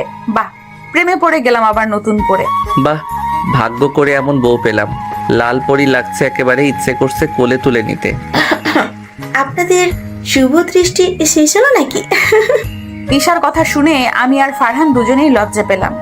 মানে তিশু, তুমি আর ফারিয়া নিচে আসো, আমি গেলাম। বলেই ফারহান চলে গেল। তিশা আমাকে ধাক্কা দিয়ে বলে, কি মহারানী, শুভ দৃষ্টি হচ্ছিল বুঝি দুজনার? তবে যাই বলো, আজকে কিন্তু তোমাকে একদম লাল পরি লাগছে। আমি ছেলে হলে তোমাকে তুলে নিয়ে যেতাম। দুজনে কথা বলতে বলতে নিচে এসেছি। নিচে এসে দেখি নিশু ফারহানের সাথে পিক তুলছে ক্লোজ হয়ে। তা দেখে আমার প্রচন্ড রাগ উঠে। আমি আর তিশা অন্য পাশে গিয়ে কথা বলতেছি। এই, তুমি ওই দিন কার সাথে ফোনে কথা বললা? আমাকে বলনি তো। কফিলের সাথে কথা বলছিলাম। আসলে কফিল আমাকে ভালোবাসে, তাই তার সাথে রিলেশন করার জন্য রিকোয়েস্ট করেছে। আরে এটা তো ভালো কথা, তুমি নিষেধ করে দিলে কেন? কফিল তো খুব ভালো ছেলে। আসলে আমার ভালো লাগে না এইসব। এর মধ্যে কফিল এসে বারবার তিশার আশপাশে ঘোরাঘুরি করছে। কফিল ভাইয়া, এদিকে এসো। মিস ফারিয়া বলুন। আপনার কাউকে দরকার নাকি? ইয়ে মানে আমি সব জানি। যাও তিশু, তুমি কফিলের সাথে কথা বলো। তিশা যেতে চাচ্ছিল না, আমি জোর করে পাঠিয়ে দিলাম। আমি একপাশে দাঁড়িয়ে ফোন টিপছি, হঠাৎ করে মিরাজ শেখ এসে বলে, হাই সুইটি, হ্যালো। তোমাকে অনেক হট লাগছে। আমার সাথে যাবে আজকে? আর যা চাও তাই দিব। Mind your language mister Miraj Sheikh. আরে এত উত্তেজিত হওয়া শরীরের জন্য ভালো না মিস ফারিয়া, চলো তো।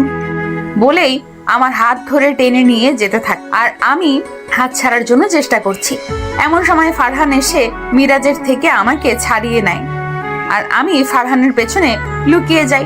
কি হচ্ছে এসব? মিরাজ শেখ, ওকে কোথায় নিয়ে যাচ্ছেন? আরে ফারহান, তুমি কেন এর মধ্যে আসতে গেলে? ওকে আজকে রাতের জন্য নিয়ে যাচ্ছিলাম, বলেছি যা চাইবে তাই পাবে, কিন্তু রাজি হচ্ছিল না, তাই নিয়ে যাচ্ছি জোর করে। মিরাজের কথা শুনে ফারহান তাকে একটা থাপ্পড় মারে। আপনার মন মানসিকতা এত নিচু কেন? এইসব বাজারের মেয়ের জন্য আজকে তুমি আমাকে এই থাপ্পড় মারলে? ওকে তো আমি নিয়ে যাবই। বলেই আমার দিকে আসতে নিলে ফারহান মিরাজকে এলো পাথারে থাপ্পড় ঘুষি মারতে থাকে, আর বলে, ওর নামে আর একটা বাজে কথা বলবি তো তোকে আমি এখানেই শেষ করে দিব। তোর সাহস কি করে হয় ওর দিকে বাজে নজরে তাকানোর? ও আমার জান হয়, বুঝলি? এইসব বলছে আর মারছে। সবাই চেষ্টা করেও ফারহানকে থামাতে পারছে না। অনেক কষ্টে ফারহানকে থামালো সবাই। এটা তুমি ঠিক করলে না ফারহান, এর ফল ভালো হবে না, কিন্তু দেখে নিও। তোকে যেন আমার চোখের সামনে না দেখি আর। ওকে এখান থেকে বের করে দাও কফিল। মিরাজ শেখ চলে গেল। সবাই ভয়ে চুপ করে রইল, কেউ কিছু বলছে না। আমি একপাশে দাঁড়িয়ে আছি। এতক্ষণ যা হলো সব আমার মাথার উপর দিয়ে গেল। কি হয়ে গেল? ফারহান আমাকে নিয়ে গেল সবার সামনে, আর সবাইকে উদ্দেশ্য করে বলল, আমি প্রথমেই দুঃখিত আপনাদের সবার আনন্দ নষ্ট করার জন্য। মেয়ে জাতিকে নিয়ে এমন বাজে মন্তব্য আমার অপছন্দ। তাছাড়া আপনারা সকলেই জানেন আজকের এই পার্টি আমাদের অফিসে যে ডিলটা সম্পন্ন হয়েছে তাকে ঘিরে। কিন্তু আমি আপনাদের সবাইকে আজকে আরো একটা কথা জানাতে চাই। মিস ফারিয়া আমার ওয়াইফ। জানি কথাটা শুনে অনেকেই হয়তো বিশ্বাস করবেন না, কিন্তু এটাই সত্যি। ফারিয়া আমার বউ। এই কথা শুনে নিশু রাগে গজগজ করে চলে গেল, আর অন্যরা সবাই এই কথা শুনে সবাই করতালি দিতে লাগলো। একে একে সবাই কংগ্রাচুলেশন জানালো, আমাদের বিবাহিত জীবনে সুখী হওয়ার জন্য দোয়া করলো। রাতে সবাই ডিনার করে চলে গেল। আমি ফ্রেশ হয়ে শাড়ি চেঞ্জ করে একটা প্লাজো আর টপ পরে ব্যালকনিতে দাঁড়িয়ে আছি, আকাশের দিকে তাকিয়ে। এমন সময় ফারহান এসে আমার চুলে হাত বোলাতে লাগলো। খুব বেশি দরকার ছিল কি মিরাজ শেখকে এমন করার? মিরাজ শেখের জন্য কি তোমার খুব খারাপ লাগছে নাকি? আমি তো সে কথা বলিনি। যদি আপনার কোনো ক্ষতি করে তো? আমার কিসের ক্ষতি করবে? আর আমার কিছু হলে তো তোমার জন্য ভালো, তোমাকে মুক্তি দিয়ে দিব। বলেই ফারহান এসে শুয়ে পড়ে। কিছুক্ষণ পর ফারিয়া এসে কিছু না বলেই ফারহানের বুকে মুখ লুকিয়ে জড়িয়ে ধরে শুয়ে পড়ল। তা দেখে ফারহান মুচকি হেসে পরম আদরে ফারিয়াকে বুকের সাথে মিশিয়ে ঘুমিয়ে পড়ল। অন্যদিকে দীপ্তি তার মাকে যা ইচ্ছে তা বলল ফারিয়া আর ফারহানকে নিয়ে। দেখো মা, তোমার ছেলে খুব বেশি বাড়াবাড়ি করে ফেলেছে। তুমি এত করে বলছো যে তাকে আরো ভালো সুন্দরী মেয়ে খুঁজে দিবে। কে শুনলো কার কথা? তার এক কথা, আমি বিয়ে করব না। ওই মুখপুরীকে শেষে বিয়ে করেই নিল। তাসিনের সামনে তো লজ্জায় আমি মাথা উঁচু করে তাকাতেই পারছি না। কি আছে ওই মেয়ের মধ্যে মা? তোমার ছেলে তোমাকে একবার জানানোর চেষ্টাও করলো না, বিয়ে করে নিল। আদর দিয়ে তো বাদর বানিয়েছো। এখন প্রতিবেশীদের নানান কথা শুনবে, সবাই তো তোমাকেই বলবে নেহা তোমার ছেলে তোমাকে না জানিয়ে বিয়ে করে ফেলেছে। ছি ছি ছি। আর যখন বাচ্চা হবে না, তোমার বান্ধবীরা সবাই বলবে, কি রে নেহা, তো নাতি নাতনি কেন হচ্ছে না? ভাবতে কেমন লাগছে মা? ছি, কি লজ্জার বিষয়। তুমি কিছু বলছো না কেন মা? বলল দীপ্তি। এতক্ষণ পর মিসেস নেহারও মুখ খুললেন। আগে সব ব্যাপার জেনে নিতে হবে। ফারহান এমন একটা কাজ করবে আমি স্বপ্নেও ভাবিনি। ঠান্ডা মাথায় সব ভাবতে হবে, সুযোগ বুঝে কাজ করতে হবে। তুই এত উত্তেজিত হচ্ছিস কেন? আর এখনো তো তেমন কেউ জানে না। সকালে ফারিয়া ঘুম থেকে উঠে নিজেকে আবিষ্কার করলো ফারহানের লোমশ বুকের উপর। সিল্কি চুলগুলো এলোমেলো হয়ে আছে। ফারহানের প্রতি কেমন যেন মায়া কাজ করছে ফারিয়ার। মোহে ডুবে যাচ্ছে ফারহানের। ফ্যানের বাতাসে চুলগুলো উড়ছে ফারহানের, আর ফারিয়া চুলে আস্তে আস্তে হাত বুলিয়ে দিচ্ছে।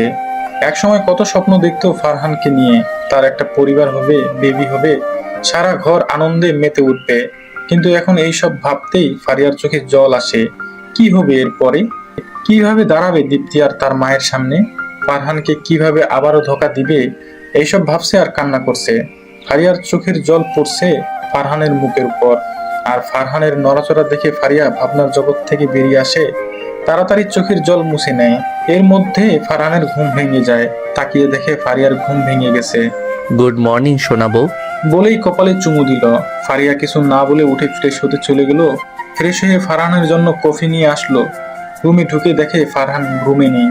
ওয়াশরুমের দরজা খোলার আওয়াজ পেয়ে তাকিয়ে দেখে ফারহান গোসল করে বের হলো। তার ছোট ছোট ভেজা চুলগুলো থেকে ফোঁটা ফোঁটা পানি পড়ছে। ফারিয়ার ইচ্ছে করছে ফারহানের চুলগুলো আলতো করে আঁচল দিয়ে মুছে দিতে। ফারহানের ভেজা লমস বুকে হাত বুলিয়ে দিতে ইচ্ছে করছে। ফারহান ফারিয়ার এমন ভাবে তাকিয়ে থাকা দেখে মুচকি হেসে বলে, ছি ছি, এমন করে তাকিয়ে আছো কেন? আমার লজ্জা করছে না বুঝি? ছেলে হলেও আমার লজ্জা করে তো। হাই হাই, কেমন করে তাকিয়ে আছে দেখো। বলেই মুখে হাত দিয়ে ঠেকে ফেললো। অন্যদিকে ফারহানের এমন অবস্থা থেকে ফারিয়ার লজ্জার নাজেহাল অবস্থা। কফি রেখে তাড়াতাড়ি ব্যালকনিতে গিয়ে দাঁড়িয়ে রইল। ফারিয়ার এমন করে চলে যাওয়া দেখে ফারহান হো হো করে জোরে হেসে দেয়। ফারহান কফি হাতে নিয়ে ব্যালকনিতে গিয়ে ফারিয়ার পাশে গিয়ে দাঁড়ালো। ফারহানকে দেখে ফারিয়ার লজ্জায় মাথা নিচু করে চলে আসতে নিলেই ফারহান এক হাতে দিয়ে জড়িয়ে ধরে। পালাচ্ছ কেন শোনাবো? বরকে একা ফেলে কোথায় পালানো হচ্ছে? ফারিয়ার কাঁধে পরম আবেশে নাক ঘষে কথাটি বলল। পালাবো কেন? তাহলে এখানেই থাকো। বলেই কফিতে চুমুক দিল ফারহান। বাহ, অসাধারণ হয়েছে। এখন থেকে রোজ সকালে আমার জন্য কফি বানিয়ে দিবে। আমি সকালের শুরুটা তোমার হাতের কফি দিয়েই শুরু করতে চাই, মাই লাভলি কুইন। আমি পারবো না আপনার জন্য কফি বানাতে। তুমি না বানিয়ে দিলে আর কি করার? নিশুকে কফি বানানোর দায়িত্ব দিব। কথাটি বলার সাথে সাথে ফারিয়া রাগে চোখে ফারহানের দিকে তাকালো। তা দেখে ফারহান মুচকি হাসি দিল আর বলে, আচ্ছা, আমি অফিসে যাব, রেডি হতে হবে। আগে আমি রেডি হই। তোমার আজ থেকে অফিস যাওয়ার দরকার নেই, তুমি বাসায় থাকো। মানে তোমার আজকে থেকে অফিস যাওয়া বন্ধ। তুমি বাসায় থাকবে। আমি আসলে আমার কি লাগবে না লাগবে তার খেয়াল রাখবে। সব কিছু রহিমা খালা থেকে জেনে নিবে। ওকে শোনাবো। কফি রেখে জড়িয়ে ধরে বলে কথাগুলো বলল। ফারিয়া কিছু বলতে যেও পারলো না। ঠিক আছে। ফারহান রেডি হয়ে অফিসে চলে গেল। যাওয়ার আগে ফারিয়ার কপালে ভালোবাসার পরশ দিয়ে গেল আর সাবধানে থাকতে বলল। ফারহান দুপুরে ফারিয়াকে কল দিয়ে জিজ্ঞেস করলো খেয়েছে কিনা, কি করছে। ফারিয়ার একা একা বোরিং লাগছিল, তাই রহিমা খালার কাজে সাহায্য করলো, তার সাথে গল্প করলো। অনেক ভাব জমে গেল দুজনের মধ্যে। সন্ধ্যায় ফারহান বাসায় ফেরার পর ফারিয়া ফারহানকে পানি এগিয়ে দেয়। যা যা দরকার সব ঠিক মতো সময় মতো দিচ্ছে। ফারিয়ার এইসব আচরণ ফারহানকে বেশ অবাক করেছে, আবার মনের ভিতরে প্রশান্তি অনুভব করছে। রাতে ডিনার করে দুজনে ঘুমিয়ে পড়ে। সকালে ফারিয়া ফারহানকে কফি বানিয়ে আর ফারহান অফিসে চলে যায়। এখন মোটামুটি সব ঠিকঠাক। ফারিয়া যথেষ্ট খেয়াল রাখে ফারহানের। ফারহান তো আকাশের চাঁদ হাতে পেয়েছে যেন, তবে কোথাও না কোথাও তাদের মাঝে দূরত্ব থেকেই যায়। এইভাবে একদিন কেটে যায়। ফারহান ফারিয়ার জন্য অফিস থেকে আসার সময় বেলি ফুল নিয়ে আসে, চকলেট নিয়ে আসে, মাঝে মাঝে বাইরে নিয়ে যায় ফারিয়াকে নিয়ে। এভাবেই কেটে যায় আরো কয়েকটা দিন। অন্যদিকে দীপ্তি। আচ্ছা মা, তুমি কিছু বলছো না কেন ভাইয়াকে?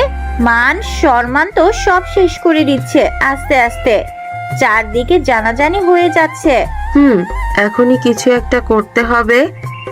আচ্ছা ফারিয়া, আমি আসছি, নিজের খেয়াল রেখো। বলেই ফারহান ফারিয়ার কপালে চুমু দিয়ে চলে গেল। ফারহান চলে যাওয়ার পর ফারিয়ার একা একা লাগছিল, তাই রহিমার সাথে গল্প করছে। এমন সময় কলিং বেলের আওয়াজ শুনে রহিমা বলে, এখন আবার কেডা আইলো? করো, কিছু দরকার হয়তো। আচ্ছা দেখি। বলে রহিমা উঠে দরজা খুলতে যাবে, তখন ফারিয়া বলে, তুমি বসো, আমি দেখছি। বলেই উঠে দরজা খুলে দেখে একটা মহিলা দাঁড়িয়ে আছে। মহিলাটিকে দেখে ফারিয়া তাকিয়ে আছে, কারণ মহিলাটিকে সে চিনে না। ফারিয়ার তাকিয়ে থাকার দেখে মহিলাটি বলে উঠে, কি ভেতরে আসতে বলবে না? নাকি এটাও জানো না যে কেউ দরজায় দাঁড়িয়ে থাকলে তাকে ভেতরে নিয়ে যেতে হয়? মহিলাটির কড়া গলার কথা শুনে ফারিয়া একটু অপমান বোধ করলেও তা বুঝতে না দিয়ে পরম সম্মানের সাথে ভিতরে আসতে বলে। মহিলাটি ভিতরে আসে।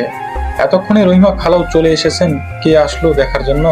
রহিমা খালা এসে বলে, আরে ম্যাডাম, আপনি আসেন, ভেতরে আসেন, উনি ফারহান স্যারের মা।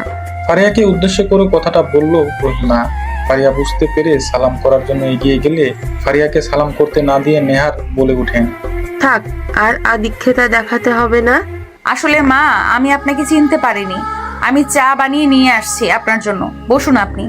বলে যেতে নিলেই মিসেস নেহার বলে উঠেন, কোথাও যেতে হবে না তোমার, তোমার সাথে আমার কিছু কথা আছে। বলেই সোফায় আরাম করে বসলো। জি বলুন। আরে দাঁড়িয়ে আছো কেন, বসো বসো। জি।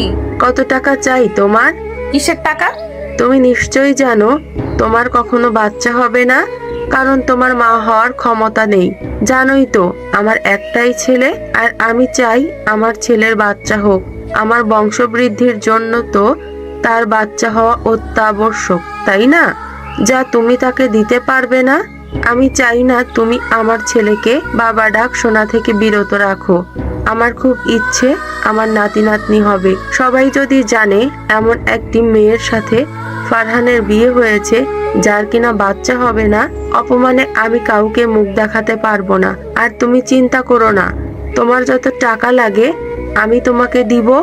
তোমাকে আমার ছেলের জীবন থেকে চলে যেতে হবে। তোমার সব খরচের দায়িত্ব আমি নিব।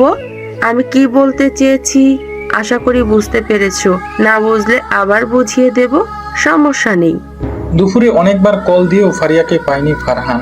হয়তো তার ফোনে চার্জ নেই, তা ভেবে আর কল দিল না। অফিসের কাজের চাপে ফারিয়ার কথা আর মনে পড়েনি। সন্ধ্যায় অফিস ছুটির পরে ফারিয়ার জন্য চকলেট নিল অনেকগুলো। চকলেট ফারিয়ার খুব প্রিয়। তাদের রিলেশন চলাকালীন ফারিয়ার রাগ করলে চকলেট দিয়ে ফারিয়ার রাগ ভাঙাতো ফারহান। ফারিয়ার বাচ্চামিগুলো মনে করে মুচকি হাসে ফারহান। আকাশটা মেঘলা হয়ে আছে, খুব জোরে বৃষ্টি নামতে পারে। অনেকদিন পর ফারিয়াকে পেয়েছে, তাই ফারহান চায় ফারিয়ার সাথে বৃষ্টি বিলাস করতে। খুব খুশি লাগছে ফারহানের আজকে। খুব দ্রুত গাড়ি চালিয়ে বাসায় যাচ্ছে ফারহান। বাসায় গিয়ে কলিং বেল চাপ দিলে রহিমা খালা এসে দরজা খুলে দেয়। রহিমা খালাকে দেখে একটু অবাক হয় ফারহান, কারণ এই কয়েকদিন ফারিয়া দরজা খুলে দিত। কারণ এই সময় ফারহান আসে। আজকে ব্যতিক্রম দেখে ফারহান একটু অবাক হলেও কিছু বলে না। উপরে চলে যায় নিজের রুমে। রুমে গিয়ে ফারিয়াকে না দেখে ডাকা শুরু করে দেয়। সারা না পেয়ে রুম ভালো করে দেখে, ব্যালকনিতেও না দেখে ওয়াশরুমে চেক করে, না ফারিয়া ওয়াশরুমেও নেই। এতক্ষণে বৃষ্টি শুরু হয়ে গেছে। ফারহান ভাবলো হয়তো ছাদে গেছে। ফারহান ছাদে গিয়ে দেখলো ফারিয়া নেই, আর বৃষ্টি হচ্ছে তাই থাকার কথাও না। ফারিয়াকে না পেয়ে ফারহান তাড়াতাড়ি নিচে নেমে ফারিয়াকে ডাকতে লাগলো। ফারিয়ার কোনো সাড়া না পেয়ে ফারহান রহিমা খালাকে ডাকতে লাগলো। রহিমা খালা, কোথায় তুমি? জোরে জোরে ডাকতে লাগলো। ফারহানের এমন জোরে ডাকা শুনে রহিমা খালা তড়িঘড়ি করে এসে বলে, কি হইছে স্যার? ফারিয়া কোথায়? হ্যাঁ কইলো বাড়ি চলে যাইতাছি। বাড়ি চলে গেছে মানে কি? রেগে জোরে কথাটা বলল। ফারহানের কথা শুনে রহিমা খুব ভয় পেয়ে যায় আর বলে, ম্যাডাম আইসলো, তাই বৌমনি রে কইছে চইলা যাইতে। মা এখন কেন আসলো, আর কেনই বা ফারিয়াকে চলে যেতে বললো? তুমি কিছু শুনেছো কি? কি বলেছে মা? হ শুনছি, বৌমনি নাকি মা হইতে পারবো না, হেল্লাইগা কইছে আপনি জীবন থেকে চলে যাইতে 1 বছর আগে। আর ম্যাডাম বৌমনিরে কইছে আপনার ভালা চাইলে চইলা যাইতে। বৌমনি সব খরচ চালাইবো।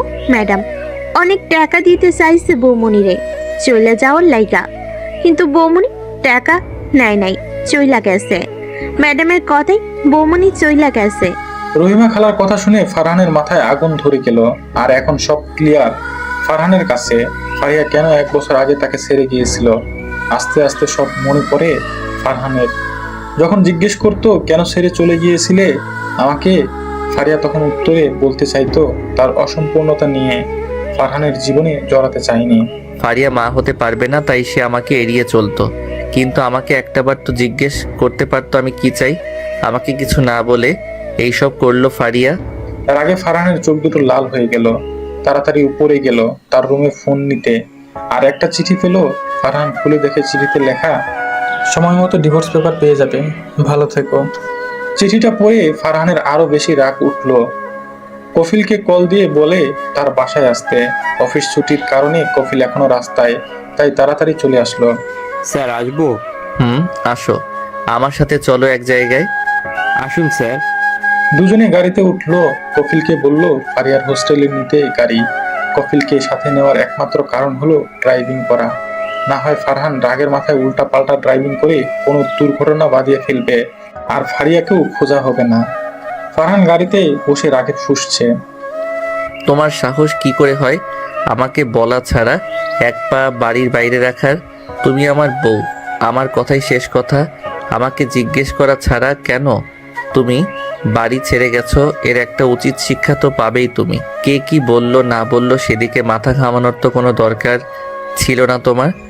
এইসব ভাবছে আর রাগে ফুঁসছে। এর মধ্যে ফারহান তার মা নেহারকে কল দিল। 2-3 বার রিং হওয়ার পরই রিসিভ করলো নেহার। কেমন আছিস বাবা? আমি কেমন আছি তোমার তো জানার কথা, তাই না? এখন জিজ্ঞেস করার কি দরকার আছে? আমাকে ভালো থাকতে তো তোমরা দিবে না, তাই না? কি বলছিস এই সব? তুই কি ভুলে গেছিস তুই কার সাথে কথা বলছিস? সম্মান করতে ভুলে গেলি নাকি? তোর স্মৃতিশক্তি লোপ পেয়েছে। ও প্লিজ মা, আমি সম্পূর্ণ সুস্থ। আর আমাকে না ম্যানার শেখাতে এসো না। আমি যা বলছি ঠিকই বলছি। কেন এসেছিলে আজকে আমার বাসায়? আমার ভালো থাকা কি তোমার আর তোমার মেয়ের সহ্য হয় না নাকি? ফারিয়া বাড়ি ছেড়ে চলে গেছে, ফারিয়া কিচ্ছু হলে তোমাদের ভালো হবে না? ফারহানের এইসব কথা শুনে নেহার এর গা যেন চলে যাচ্ছে, কিন্তু চুপ করে আছে। এটা ভেবে খুশি লাগছে যে তার প্ল্যান সাকসেসফুল হয়েছে। নেহারের এমন চুপ করে থাকা দেখে ফারহান আবার বলে উঠে, কালকে সকালে যাতে তোমাকে আর তোমার মেয়েকে আমার বাসায় পাই, এটাই শেষ কথা। বাই। বলেই ফারহান ফোন কেটে দিল।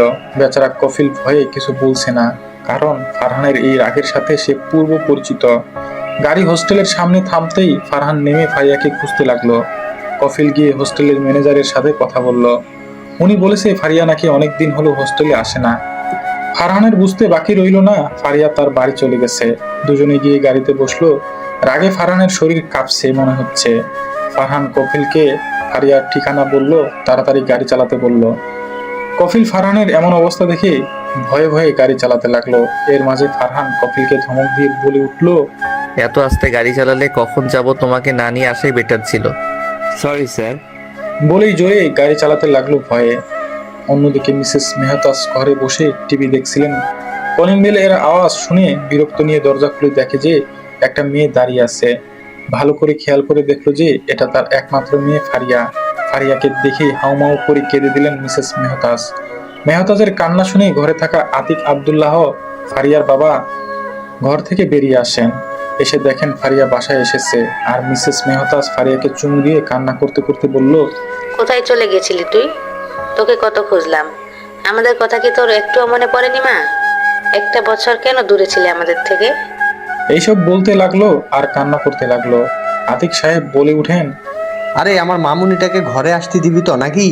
কতদিন পর বাসায় আসলো। ফারিয়া এগিয়ে গিয়ে তার বাবাকে সালাম করলো। তার বাবা ফারিয়াকে বুকে জড়িয়ে নিল এবং ভিতরে নিয়ে গেল।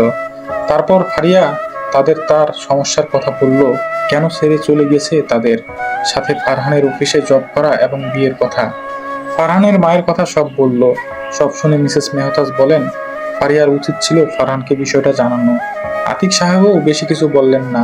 অনেকদিন পর মেয়েকে কাছে পেয়েছেন, এতেই অনেক খুশি তারা। মিসেস মেহতাজ নিজের হাতে মেয়েকে খাইয়ে দিল। আজকে সবাই মিলে একসাথে খাবার খেলো। দুপুর ও রাতে খাবার খেয়ে ফারিয়া তার রুমে চলে গেল। ফারহানের একটা ছবি হাতে নিয়ে শুয়ে আছে ফারিয়া আর ভাবছে, মানুষের জীবনে না চাইতেও অনেক কিছু হয়ে যায়, অনেক কিছু পেয়ে যায়, আর না চাইতেও অনেক কিছু হারিয়ে ফেলতে হয়। ফারহানকে খুব মনে পড়ছে, তার সাথে কাটানো প্রতিটা মুহূর্ত মনে পড়ছে। বাইরে খুব বৃষ্টি হচ্ছে। ফারিয়া শোয়া থেকে উঠে ব্যালকনিতে গিয়ে দাঁড়িয়ে আছে। কিছুক্ষণ পর দেখে একটা গাড়ি তাদের বাড়িতে ঢুকছে। তা দেখে ফারিয়া সন্দেহের দৃষ্টিতে তাকিয়ে আছে। ভালো করে খেয়াল করে দেখে এটা ফারহানের গাড়ি। ফারহানের গাড়ি দেখে ফারিয়া খুব ভয় পেয়ে গেছে। ফারহান গাড়ি থেকে নেমে কলিং বেল চাপতে লাগলো একসাথে। কলিং বেলের এমন আওয়াজ শুনে মিসেস মেহতাজ এর রাগ হলো। তিনি চেঁচিয়ে বলেন, আরে আসতেছি তো, এভাবে কলিং বেল চাপার কি আছে? বলেই দরজা খুলতে আসেন। তার সাথে আতিক সাহেবও আসেন। মেহতাজ দরজা খুলে দেখে যে ফারহান দাঁড়িয়ে আছে। তুমি? আমি। ফারিয়া কোথায়? উপরে আছে ওর রুমে। বলা মাত্রই ফারহান 1 মিনিটও দেরি না করে উপরে চলে গেল। ফারিয়ার রুমে গিয়ে দেখে ফারিয়া বিছানায় বসে আছে। ফারহানকে দেখে দাঁড়িয়ে যায় আর বলে, আপনি কেন এসেছেন? আমি তোকে নিয়ে যেতে এসেছি। আমি যাব না কোথাও আপনার সাথে। আপনাকে এখানে কে আসতে বলেছে? ফারহানের মুখে তুই ডাক শুনে ফারিয়া বুঝে যায় ফারহান প্রচন্ড রেগে আছে, সাথে তার চোখ দুটো লাল হয়ে আছে। চল আমার সাথে। বলেই ফারিয়ার হাত ধরে নিচে নিয়ে যায়। আর ফারিয়া বলে, আমি কোথাও যাব না, ছেড়ে দিন আমাকে। বলে হাত সারানোর চেষ্টা করছে। ফারহান ফারিয়াকে নিচে নিয়ে যায় আর আতিক সাহেবও মিসেস মেহতাজকে উদ্দেশ্য করে বলে, মা বাবা দোয়া করবেন আমার জন্য। আমি ফারিয়াকে এখন নিয়ে যাচ্ছি, আর আমি বলে দিব আপনাদের যাওয়ার জন্য। বলেই ফারহান ফারিয়াকে নিয়ে বেরিয়ে যায়। মেহতাজ আর আতিক সাহেবও কিছু বলেনি, তারা বুঝে গেছেন তার মেয়ের জন্য ফারহানই উপযুক্ত ছেলে। ফারহান ফারিয়াকে জোর করে গাড়িতে উঠায় আর কফিলকে বলে যেন তাড়াতাড়ি গাড়ি চালায়। পুরো রাস্তায় ফারিয়া বারবার চেয়েছে গাড়ি থেকে নামার জন্য, ফারহানের সাথে জোরাজুরি করেছে কিন্তু পারেনি। ফারহানের বাসার সামনে কফিল গাড়ি থামায়, ফারহান ফারিয়াকে টেনে গাড়ি থেকে নামায় আর কফিলকে বলে গাড়ি নিয়ে তার বাসায় চলে যেতে। কফিল বেশি কথা না বাড়িয়ে চলে যায়। ফারহান কলিং বেল চাপ দিতেই রহিমা খালা দরজা খুলে দেয়। মনে হচ্ছিল দরজা খোলার জন্যই দরজার পাশে দাঁড়িয়েছিল। ফারহান ফারিয়াকে উপরে নিজের ঘরে নিয়ে যায় আর হাত ছেড়ে, আমি এখানে থাকবো না, আমি চলে যাব আর আপনাকে ডিভোর্স লেটার পাঠিয়ে দেব। বলেই যেতে চাইলে ফারহান রাগ কন্ট্রোল করতে না পেরে ফারিয়াকে থাপ্পড় মারতে শুরু করে আর বলে, তোর সাহস কি করে হয় আমার অনুমতি ছাড়া বাইরে পা রাখার? তোকে কে কি বলেছে তুই সব আমাকে বলার দরকার ছিল, কারণ আমি তোর বর। তোর সকল ভালো মন্দ দেখার দায়িত্ব আমার। তোকে কি অন্য কেউ বিয়ে করেছে যে তুই তাদের কথা শুনবি? তোর খুব শখ না আমাকে ডিভোর্স দেওয়ার? তোর এই শখ কখনো পূরণ হবে না আমি বেঁচে থাকতে, বুঝলি? ফারহান এইসব বলতে লাগলো আর ফারিয়াকে থাপ্পড় মারতে লাগলো। ফারিয়ার ঠোঁট কেটে রক্ত বের হচ্ছে। থাপ্পড়ের জন্য তাও ফারিয়া কিছু বলছে না, কান্না করেই যাচ্ছে। এত জোরে থাপ্পড় দিচ্ছে ফারিয়া পড়ে যায়। ফারহান ফারিয়ার চুলের মুঠি ধরে টানতে টানতে ছাদে নিয়ে যায় আর ফারিয়া বলতে থাকে, আমার লাগছে, প্লিজ আমাকে ছেড়ে দিন। ফারহান ফারিয়ার কোনো কথা শুনছে না। ফারিয়াকে ছাদে নিয়ে গিয়ে দরজা খুলে বৃষ্টির মধ্যে ছাদে রেখে আসে। দরজা লক করে নিচে এসে ফারহান রাগে অনেক কিছু ভেঙে ফেলে আর অফিসের জামা খুলে ছুঁড়ে ফেলে দিয়ে বসে আছে সোফায়। প্রায় 1.5 ঘন্টা পর ফারহানের মনে হলো এ কি করলো, সে খুব বেশি বাড়াবাড়ি করে ফেলেছে আজকে। ফারিয়ার কথা মনে পড়তেই দেখে এখনো বৃষ্টি হচ্ছে। ফারহান ছাদে গিয়ে দেখে ফারিয়া নিচে পড়ে আছে সেন্সলেস হয়ে। ফারহান কয়েকবার ডাক দেয় কিন্তু ফারিয়া কোনো সাড়া দেয় না। ফারহান গায়ে হাত দিয়ে দেখে পুরো শরীর ঠান্ডা হয়ে আছে। তা দেখে ফারহান পুরোপুরি ভাবে ঘাবড়ে যায়। দেরি না করেই ফারহান ফারিয়াকে কোলে তুলে নেয় আর রুমে নিয়ে আসে। রুমে নিয়ে এসে রহিমা খালাকে ডেকে আনে ফারিয়ার কাপড় চেঞ্জ করে দেওয়ার জন্য। রহিমা খালা কাপড় চেঞ্জ করিয়ে চলে যায়। ফারহানের রুমে ঢুকে দেখে ফারিয়ার কাঁপুনি দিয়ে জ্বর এসেছে। ফারহান ফারিয়ার গায়ে কম্বল দেয় আর ডাক্তারের কাছে কল করে সব বলে যে ফারিয়া বৃষ্টিতে ভিজে সেন্সলেস হয়ে গেছে। দরজায় দাঁড়িয়ে পায়চারি করছে আর ডাক্তারের জন্য অপেক্ষা করছে ফারহান। কলিং বেলের আওয়াজ শুনেই দরজা খুলে দেয় ফারহান। আসুন ডাক্তার আয়ান। বলেই অস্থিরতা নিয়ে ডাক্তারকে ভেতরে নিয়ে গেল ফারহানের রুমে। ডাক্তার আয়ান ফারিয়াকে দেখে বলে, ভয়ের কোনো কারণ নেই, বেশি ঠান্ডা লাগার কারণে সেন্সলেস হয়ে গেছে আর জ্বর আসছে। তা ফারহান বিয়ে কবে করলে? আর এভাবে একটা মেয়েকে কেউ মারে? ফারিয়ার গালে আঙুলের দাগ ঠোঁট কেটে ফুলে যাওয়া দেখে বলল, আসলে তাকে আর বলতে হবে না, সংসার এমন অনেক ছোটখাটো সমস্যা হয়, বউকে মারতে হয় না, ভালোবাসা দিয়ে বোঝাতে হয়। মেয়েটাকে তার বাবা মা ভরসা করে তোমার সাথে বিয়ে দিয়েছে, এভাবে মারা কি দরকার ছিল? দেখো কত নিষ্পাপ লাগছে দেখতে। নেক্সট টাইম এমন কিছু করো না। আচ্ছা, আমি এখানে কিছু ব্যথার ওষুধ আর জ্বরের ওষুধ দিচ্ছি, এগুলো খাওয়াবে ঠিক মতো। আমি আসছি। দুঃখিত এত রাতে বিরক্ত করার জন্য। আরে এটা আমাদের দায়িত্ব। চলুন আপনাকে এগিয়ে দিয়ে আসি। না না, আমি একাই চলে যেতে পারবো। বলেই ডাক্তার চলে গেল। ফারহানের ভিতরে অপরাধ বোধ হতে থাকে খুব। ডাক্তারের কথায় খুব লজ্জা পেয়েছিল। রাগের মাথায় কি করে ফেললো সে। ফারহান ফারিয়ার কাছে এসে দেখে ফারিয়ার শরীর কাঁপছে। ফারহান খুব যত্ন করে ফারিয়ার কপালে চুমু দেয় আর ঠোঁটে কাটা জায়গায় মলম লাগিয়ে দেয়। ফারিয়াকে জড়িয়ে ধরে রাখে। সে সারা রাতে ঘুমায়নি। সকালে ফারিয়ার ঘুম ভেঙে দেখে ফারহানের বুকের উপর ঘুমিয়ে আছে আর ফারহান তার দিকে তাকিয়ে আছে। চোখ দুটো লাল হয়ে আছে, মনে হচ্ছে সারা রাত ঘুমায়নি। কাল রাতের কথা মনে পড়তেই ফারিয়া উঠে যেতে নিলে পারে না। সারা শরীর ব্যথা হয়ে আছে তার। চোখে জল চলে আসে ফারিয়ার। তা দেখে ফারহান ফারিয়াকে ধরে বসিয়ে দেয়। আর যদিও ফারিয়ার রাগ হচ্ছিল খুব, ফারহান ফারিয়াকে ফ্রেশ করিয়ে দেয় আর ব্রেকফাস্ট বানিয়ে নিয়ে আসে। ফারিয়া খেতে না চাইলে জোর করে খাইয়ে দেয়, ওষুধও খাইয়ে দেয়। ফারহান ফারিয়ার সাথে কথা বলতে চাইলেও ফারিয়া মুখ ঘুরিয়ে নেয়। অন্যদিকে ছেলের কথায় মিসেস নেহার দীপ্তি সকাল সকাল চলে এসেছে, সাথে নিয়ে এসেছে সুহাকে। সুহা হলো মিসেস নেহারের ভাইয়ের মেয়ে, তিনি চায় সুহাই হোক ফারহানের বউ। অন্যদিকে সুহাও ফারহানকে পছন্দ করে। সুহা অনেক খুশি এই প্রথম ফারহানের বাসায় আসছে। মিসেস নেহারও মনে মনে অনেক খুশি, ফারিয়া বাড়ি ছেড়ে চলে গেছে আজকে। ছেলেকে বুঝিয়ে সুহা আর ফারহানের বিয়ে ঠিক করে রাখবে। কলিং বেলের আওয়াজ শুনে রহিমা খালা দরজা খুলে দেয়। দরজা খুলে দেখে নেহার দীপ্তি আরেকটা মেয়ে দাঁড়িয়ে আছে। রহিমা খালা সবাইকে ভিতরে আসতে বলে সবাই ভিতরে এসে বসে, আর রহিমা ফারহানকে ডেকে বলে তার মা এসেছে। ফারহান নিচে আসে। ফারহানকে দেখে সুহা বলে, good morning Farhan. Good morning Soha, কেমন আছো? ভালো, তুমি কেমন আছো? ভালো। বলেই রহিমা খালাকে ডাকে। জি স্যার, কিছু কইবেন? সবাইকে কফি দাও। আচ্ছা। বলেই চলে গেল। আর মিসেস নেহার বলে উঠে, তা ফারহান, আমি চাচ্ছি যে সুহার সাথে তোমার বিয়ে ফাইনাল করতে। ভাইয়া, তুমি কি বলো? আমরা সবাই চাই। এখন তো আর কোনো ঝামেলা নেই, তাই না? এর মধ্যে রহিমা খালা সবাইকে কফি দিয়ে যায়।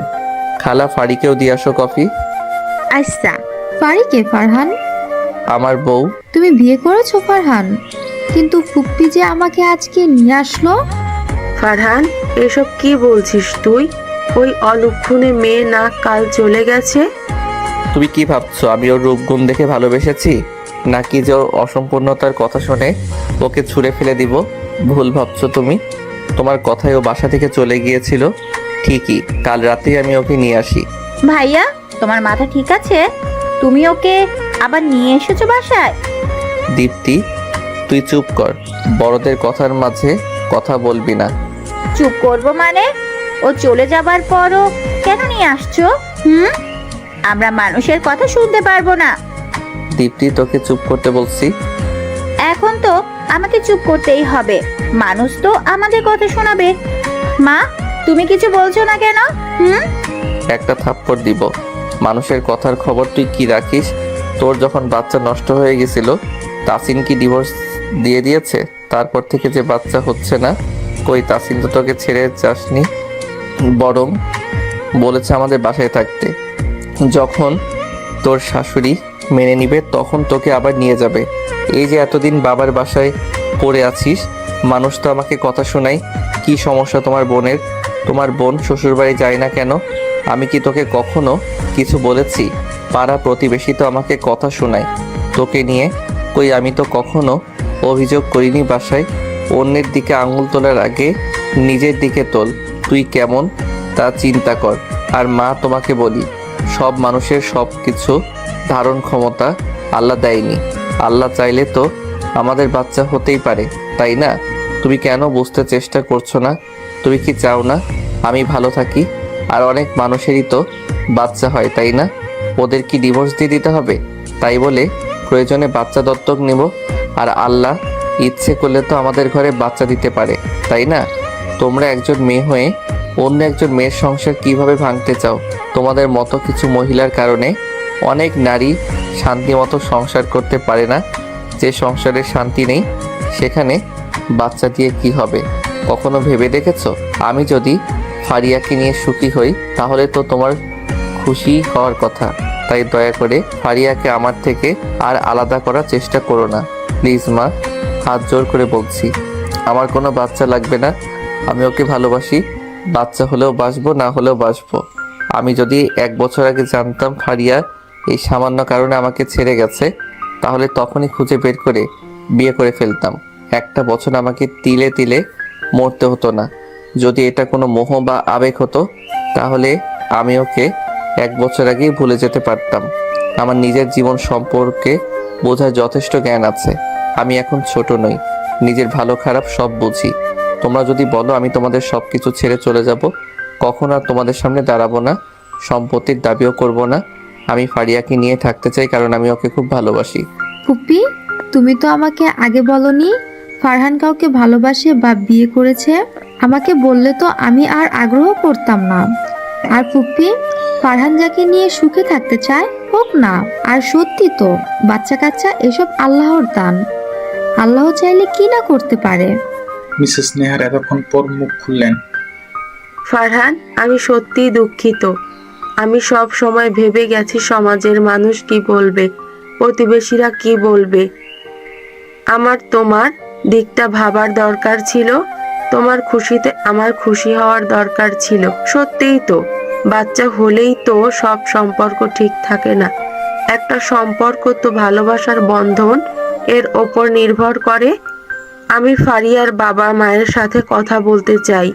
ফারহান তার মাকে জড়িয়ে ধরে মিসেস নেহারও পরম আদরে ছেলেকে বুকে জড়িয়ে নেয় আর বলেন, আমার ছেলেটা কত বড় হয়ে গেছে, কত কিছু বুঝে। ফারহানের এমন কথায় দীপ্তি সোফায় বসে বসে কান্না করছে। ফারহান এটা দেখে হাঁটু গেড়ে দীপ্তির সামনে বসে বলে, লক্ষ্মী বোন, কান্না করিস না।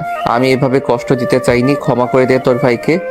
ক্ষমা করতে পারি এক শর্তে। আমি সব শর্ত মানতে রাজি আছি, বলুন মহারানী। তাহলে তোমাকে আবার বিয়ে করতে হবে ভাবিকে।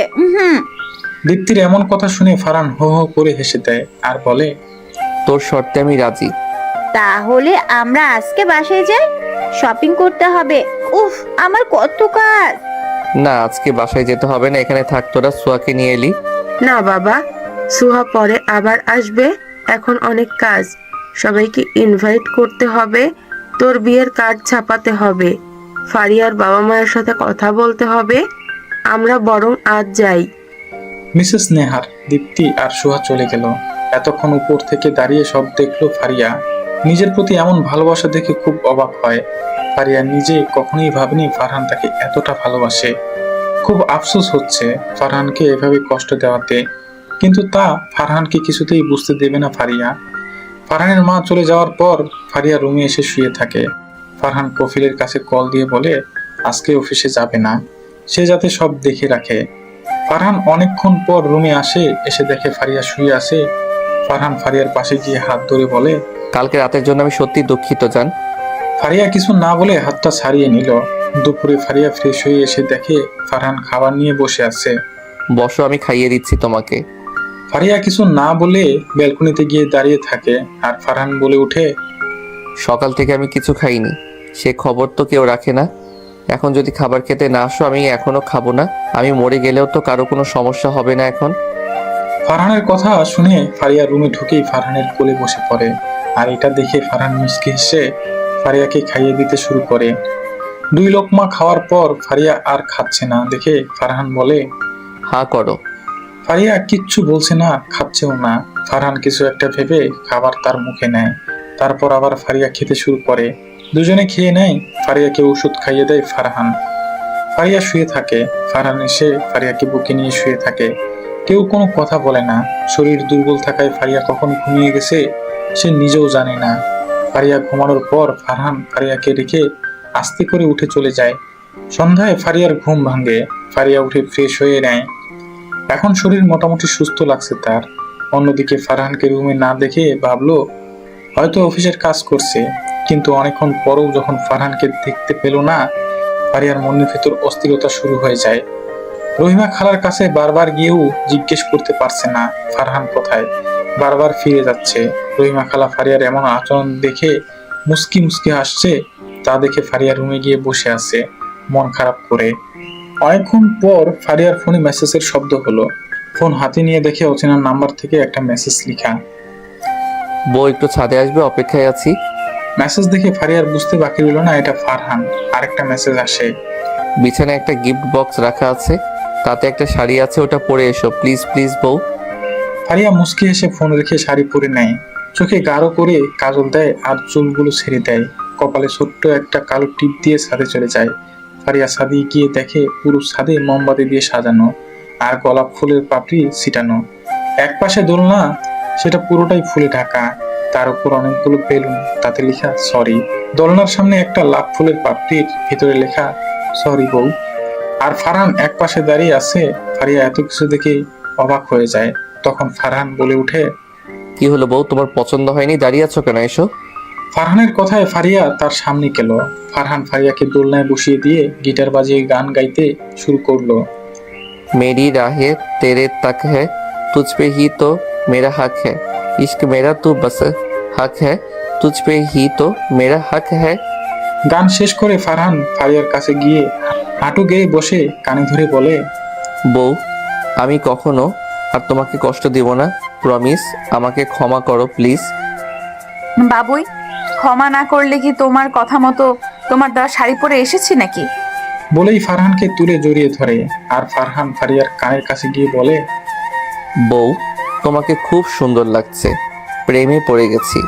যা দুষ্টু, কালকে যদি মরে যেতাম। শোনা বউ, আমি তোমাকে কষ্ট দিতে চাইনি। তুমি তো আমাকে কিছু বলনি, আমাকে কিছু না জানিয়ে চলে গেছো, তাই খুব বেশি রাগ হয়েছে। আর কখনো এমন হবে না। সত্যি তো? সত্যি সত্যি সত্যি। চলো যাওয়া যাক। আহ, কি হলো বউ? আমি হাঁটতে পারছি না, আমাকে কোলে তুলে নাও। ও তাই বুঝি। বলেই কোলে তুলে নিয়ে রুমে চলে গেল। ফারিয়াকে খাইয়ে দিয়ে ওষুধ খাইয়ে দিল। ফারহান নিজেও খেয়ে নিল। 2 দিন পর ফারিয়া পুরোপুরিভাবে সুস্থ হয়ে গেল। মিসেস নেহার ফারিয়ার পরিবারের সাথে কথা বলে আবার নতুন করে ফারহান আর ফারিয়ার ধুমধাম করে বিয়ে দিল। সবাই খুব খুশি। ফারিয়াকে দীপ্তি, তিশা, সোহা বাসর ঘরে বসিয়ে রেখেছে। পুরো বিছানায় ফুলে ভরা আর রুমের ভিতরে মোমবাতি দিয়ে সাজানো হয়েছে। ফারহান রুমে আসলো, অমনি দীপ্তি, তিশা, সোহা একসাথে বলে উঠে, এই কোথায় যাচ্ছেন? কোথায় যাচ্ছি মানে? আমার রুমে যাচ্ছি। আমাদের টাকা দিয়ে দেন, আমরা চলে যাই। না হয় আজকে সারা রাত বউকে ছাড়া কাটান। তোদের কেন টাকা দিব? আমার বউয়ের কাছে আমি যাব, টাকা দিতে হবে কেন? আমার এত কষ্ট করে বাসর ঘর সাজিয়েছি, টাকা দিন, না হয় ভেতরে চাপ বন্ধ। ছি ভাইয়া, তুমি আজকের দিনে ভাবিকে ছাড়া কাটাবে নাকি? আমাদের ঘুম পাচ্ছে, টাকা দাও, চলে যাচ্ছি। ফারহান কোনো উপায় না পেয়ে ওদের 10,000 টাকা দিল আর টাকা নিয়ে ওরা চলে গেল। ফারহান রুমে এসে দেখে ফারিয়া বিছানায় বসে আছে। ফারহান ফারিয়ার কাছে গিয়ে বসলো। আরো আগে আসতে পারলে না? ওরা আমাকে এখানে এত ভারী লেহেঙ্গা পরিয়ে বসিয়ে রেখেছে। উফ, মরে যাচ্ছি। আমার বউটার খুব কষ্ট হচ্ছে বুঝি। আচ্ছা, তুমি চেঞ্জ করে এসো, যাও। আর শোনো, এসব আটা ময়দা সব ধুয়ে ফ্রেশ হয়ে এসো, ভূতের মতো লাগছে। ওকে বাবুই। ফারিয়া লেহেঙ্গা রেখে একটা শাড়ি পরে ফ্রেশ হয়ে বের হলো। চুল মুছতে মুছতে ফারিয়া আয়নার সামনে দাঁড়িয়ে চুল মুছতে লাগলো। আর ফারহান পিছন থেকে জড়িয়ে ধরে ফারিয়ার ভেজা চুলের স্মেল নিচ্ছে। কি করছো? ছাড়ো। কি মনে হয় তুমি বললে ছেড়ে দিব? বলেই ফারহান ফারিয়ার ঘাড়ে নাক ঘষতে লাগলো আর শাড়ির নিচে উন্মুক্ত পেটে হাত দিয়ে স্লাইড করতে লাগলো। ফারিয়া যেন বরফের মতো হিম হয়ে গেছে। সারা শরীরে শিহরণ অনুভব হচ্ছে তার। অন্যরকম ভালো লাগা কাজ করছে তার ভেতরে। ফারহানের গরম নিঃশ্বাস ফারিয়ার ঘাড়ে পড়তেই বারবার কেঁপে উঠছে ফারিয়া। ফারহান ফারিয়াকে নিজের দিকে ফিরিয়ে ফারিয়ার ঠোঁট জোড়া দখল করে নিল। ফারিয়া আজকে কোনো বাধা দিচ্ছে না। পরম আবেশে সেও ফারহানের চুলে হাত দিয়ে খামচে ধরে চুমু খাচ্ছে।